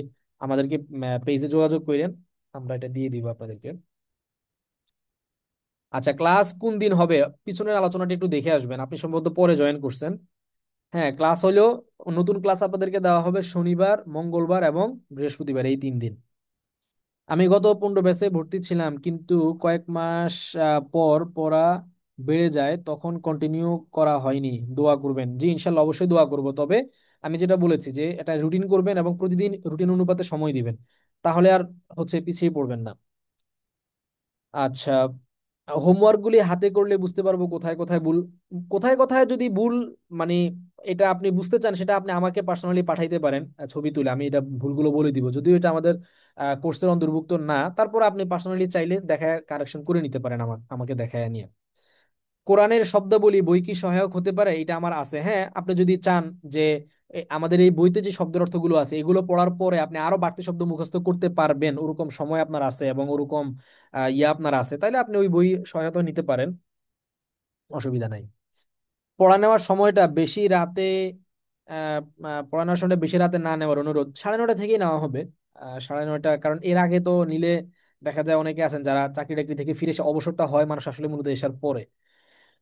আচ্ছা, আহ, আর কিতাবের জের জবর ছাড়া লিখতে পারবো? আরবি শেখা মানেই তো জের জবর ছাড়া লিখতে এবং পড়তে পারা। আপনার যদি পড়তে এবং লিখতে গেলে যদি জের জবর দিয়ে লেখাপড়া করা লাগে, তার মানে তো আপনি আরবি শিখেন নাই। তবে হ্যাঁ, প্রাথমিক অবস্থায় আপনারা যখন আরবি লিখবেন তখন জের জবর দিয়ে লিখবেন। কেন? কারণ আপনারা প্রাথমিক শিক্ষার্থী। তো আপনার জের জবরটাই হচ্ছে সবচেয়ে ইম্পর্টেন্ট আরবি ভাষার মধ্যে। তো আপনি সঠিক জের জবর দিতে পারছেন কিনা এইটা যেন আমরা বুঝতে পারি, এটার জন্য আপনাকে জের জবর দিয়ে লিখতে হবে। ঠিক আছে? বাকি পড়তে পারাটা আপনার জের জবর ছাড়াই আপনারা কিতাবের মধ্যে পড়বেন। কারণ আরবি পড়তে পারা, আরবি আরবি ভাষা পারার মানেই হলো আপনি জের জবর ছাড়া আরবি পড়ে সেটার অর্থ বুঝতে পারেন। জুমি কি প্রতিদিনই প্র্যাকটিস ক্লাস হবে? কি কি বারে হবে এটা রুটিন আপনাদেরকে দেওয়া হবে। ইনশাল্লাহ, কোর্স শেষ করার পরও কোরআনুল কারিমকে পুরোপুরি ধারণ করতে প্রতিনিয়ত করণীয় কি হবে, এটা নিয়ে আমরা সময় সময় আলোচনা করবো ইনশাল্লাহ। হ্যাঁ, কারণ কোর্স শেষ করতে করতে তো এখন অনেক লম্বা সময় বাকি। এই আলাপগুলো আমাদের সময় সময় আমরা এগুলো বিভিন্ন সময় আমাদের আলোচনার মধ্যে আসতে থাকবে ইনশাল্লাহ। আহ কিভাবে জের জবর ছাড়া লিখতে পারবো? আরে না, কিবোর্ডে। আমি আসলে প্রশ্নটা বুঝি না। আপনি পুরো প্রশ্নটা একসঙ্গে করলে এটা বুঝতে সহজ হয়। কারণ আপনি যখন একটা প্রশ্ন লেখেন আংশিক, এরপরে আবার আরেকটা অংশ আংশিক লেখেন, মাঝখানে তো আরো অন্যদের প্রশ্ন চলে আসে, তো এটা বুঝতে পারি না। ও আচ্ছা, আর বিদায় নেওয়ার আগে আরেকটা জিনিস যেটা শুরুতেই বলা দরকার ছিল, সেটা হচ্ছে আপনারা আহ, তো আমি ক্লাস, আপনাদের মূল ক্লাসগুলো তো আমি নিব।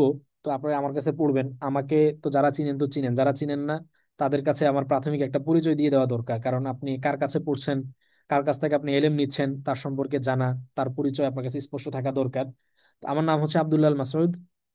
আহ আমি হিফজ করছি হচ্ছে টিকাটুলির এক মাদ্রাসা থেকে। তারপরে মানে দাওরাই হাদিস পর্যন্ত পড়াশোনাটা যাত্রাবাড়ি বড় মাদ্রাসা থেকে। মাঝখানে মিশকাত পড়েছিলাম ফরিদাবাদ মাদ্রাসায়। হাইয়াতুল উলিয়াতে মানে প্রথম, যখন হাইয়াতুল উলিয়া পরীক্ষা হয় প্রথম বছর সেখানে পরীক্ষা দিয়েছিলাম, এবং পুরো বাংলাদেশে মেধা তালিকা আমি 12তম ছিলাম। এরপরে উলুমুল হাদিস পড়েছি 2 বছর।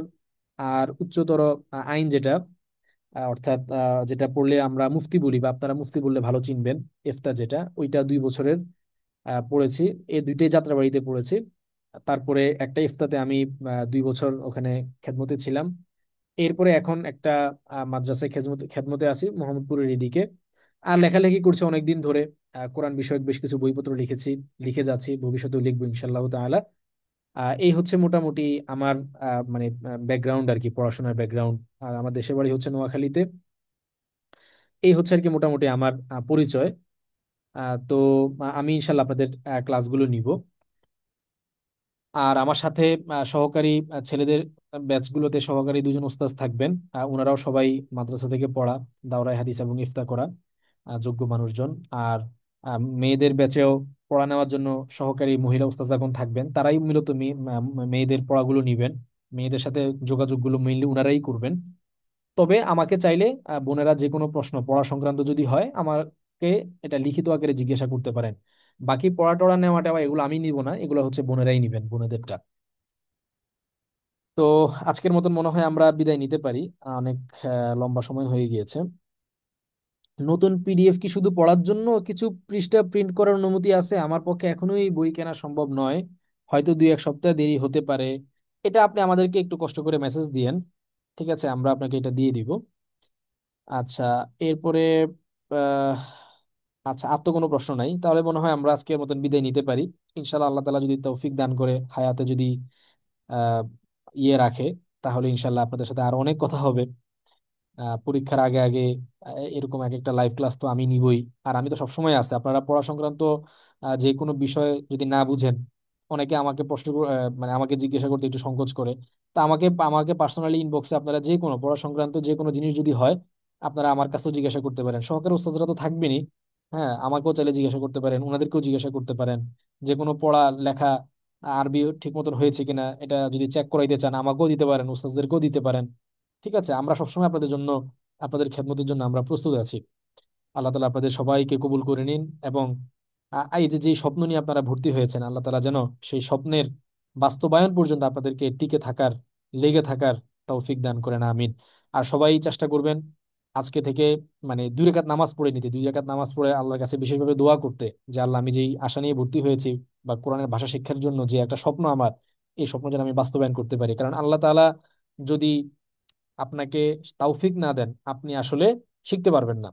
তো আল্লাহ তাআলা তাওফিকটা হচ্ছে অনেক বড় ব্যাপার। হ্যাঁ, আপনি দেখা যাবে যে 2-3 মাস পরেই দেখবেন যে আপনার সাথে আর অনেকেই নাই, 6 মাস পরে দেখবেন যে আরো অনেকেই নাই, 1 বছর পরে দেখবেন যে আরো অনেকেই নাই, এভাবে জড়তে থাকবে। তো এই কারণে আল্লাহ তাআলার কাছে তাওফিক বারবার প্রার্থনা করা, নামাজের পর আল্লাহর কাছে দোয়া করা, হ্যাঁ, এটা এটা খুব গুরুত্বপূর্ণ ব্যাপার। হ্যাঁ, যদি মনে করেন যে না আমি ভর্তি হয়েছি আর শিখে ফেলবো, এটা সম্ভব না। আল্লাহ তাআলা তাওফিক, এটা অনেক গুরুত্বপূর্ণ জিনিস। তো বেশি বেশি আল্লাহ তাআলার কাছে দোয়া করবেন যেন আল্লাহ তাআলা পড়াগুলোকে সহজ করে দেন এবং জেহেন শক্তি বাড়িয়ে দেন, সময়ের মধ্যে বরকত দান করেন। এই কয়েকটা দোয়া বেশি বেশি করবেন। কারণ আমরা সময় কুলাইতে পারি না, আমাদের সময়ের অনেক অভাব এই জামানাতে। তো দোয়া করবেন যেন আল্লাহ তাআলা সময়ের বরকত দিয়ে দেন এবং পড়াগুলোকে সহজ করে দেন। পড়াগুলো যদি কঠিন মনে হয়, এই কারণে অনেকে পড়া ছেড়ে দেয়, পড়া যেন সহজ হয়, সময়ের মধ্যে বরকত দেন এবং আপনাকে আল্লাহর কালামের ভাষা, আল্লাহর কালামের ভাষায় বুঝার জন্য ভাষাটাকে সহজ করে দেন। আজকের মতন তাহলে বিদায় নেই। সুবহানাল্লাহি ওয়া বিহামদিহি, সুবহানাল্লাহিল আযীম, আশহাদু আল্লা ইলাহা ইল্লা আনতা, আস্তাগফিরুকা ওয়া আতুবু ইলাইহি। আসসালামু আলাইকুম ওয়া রাহমাতুল্লাহি ওয়া বারাকাতুহু।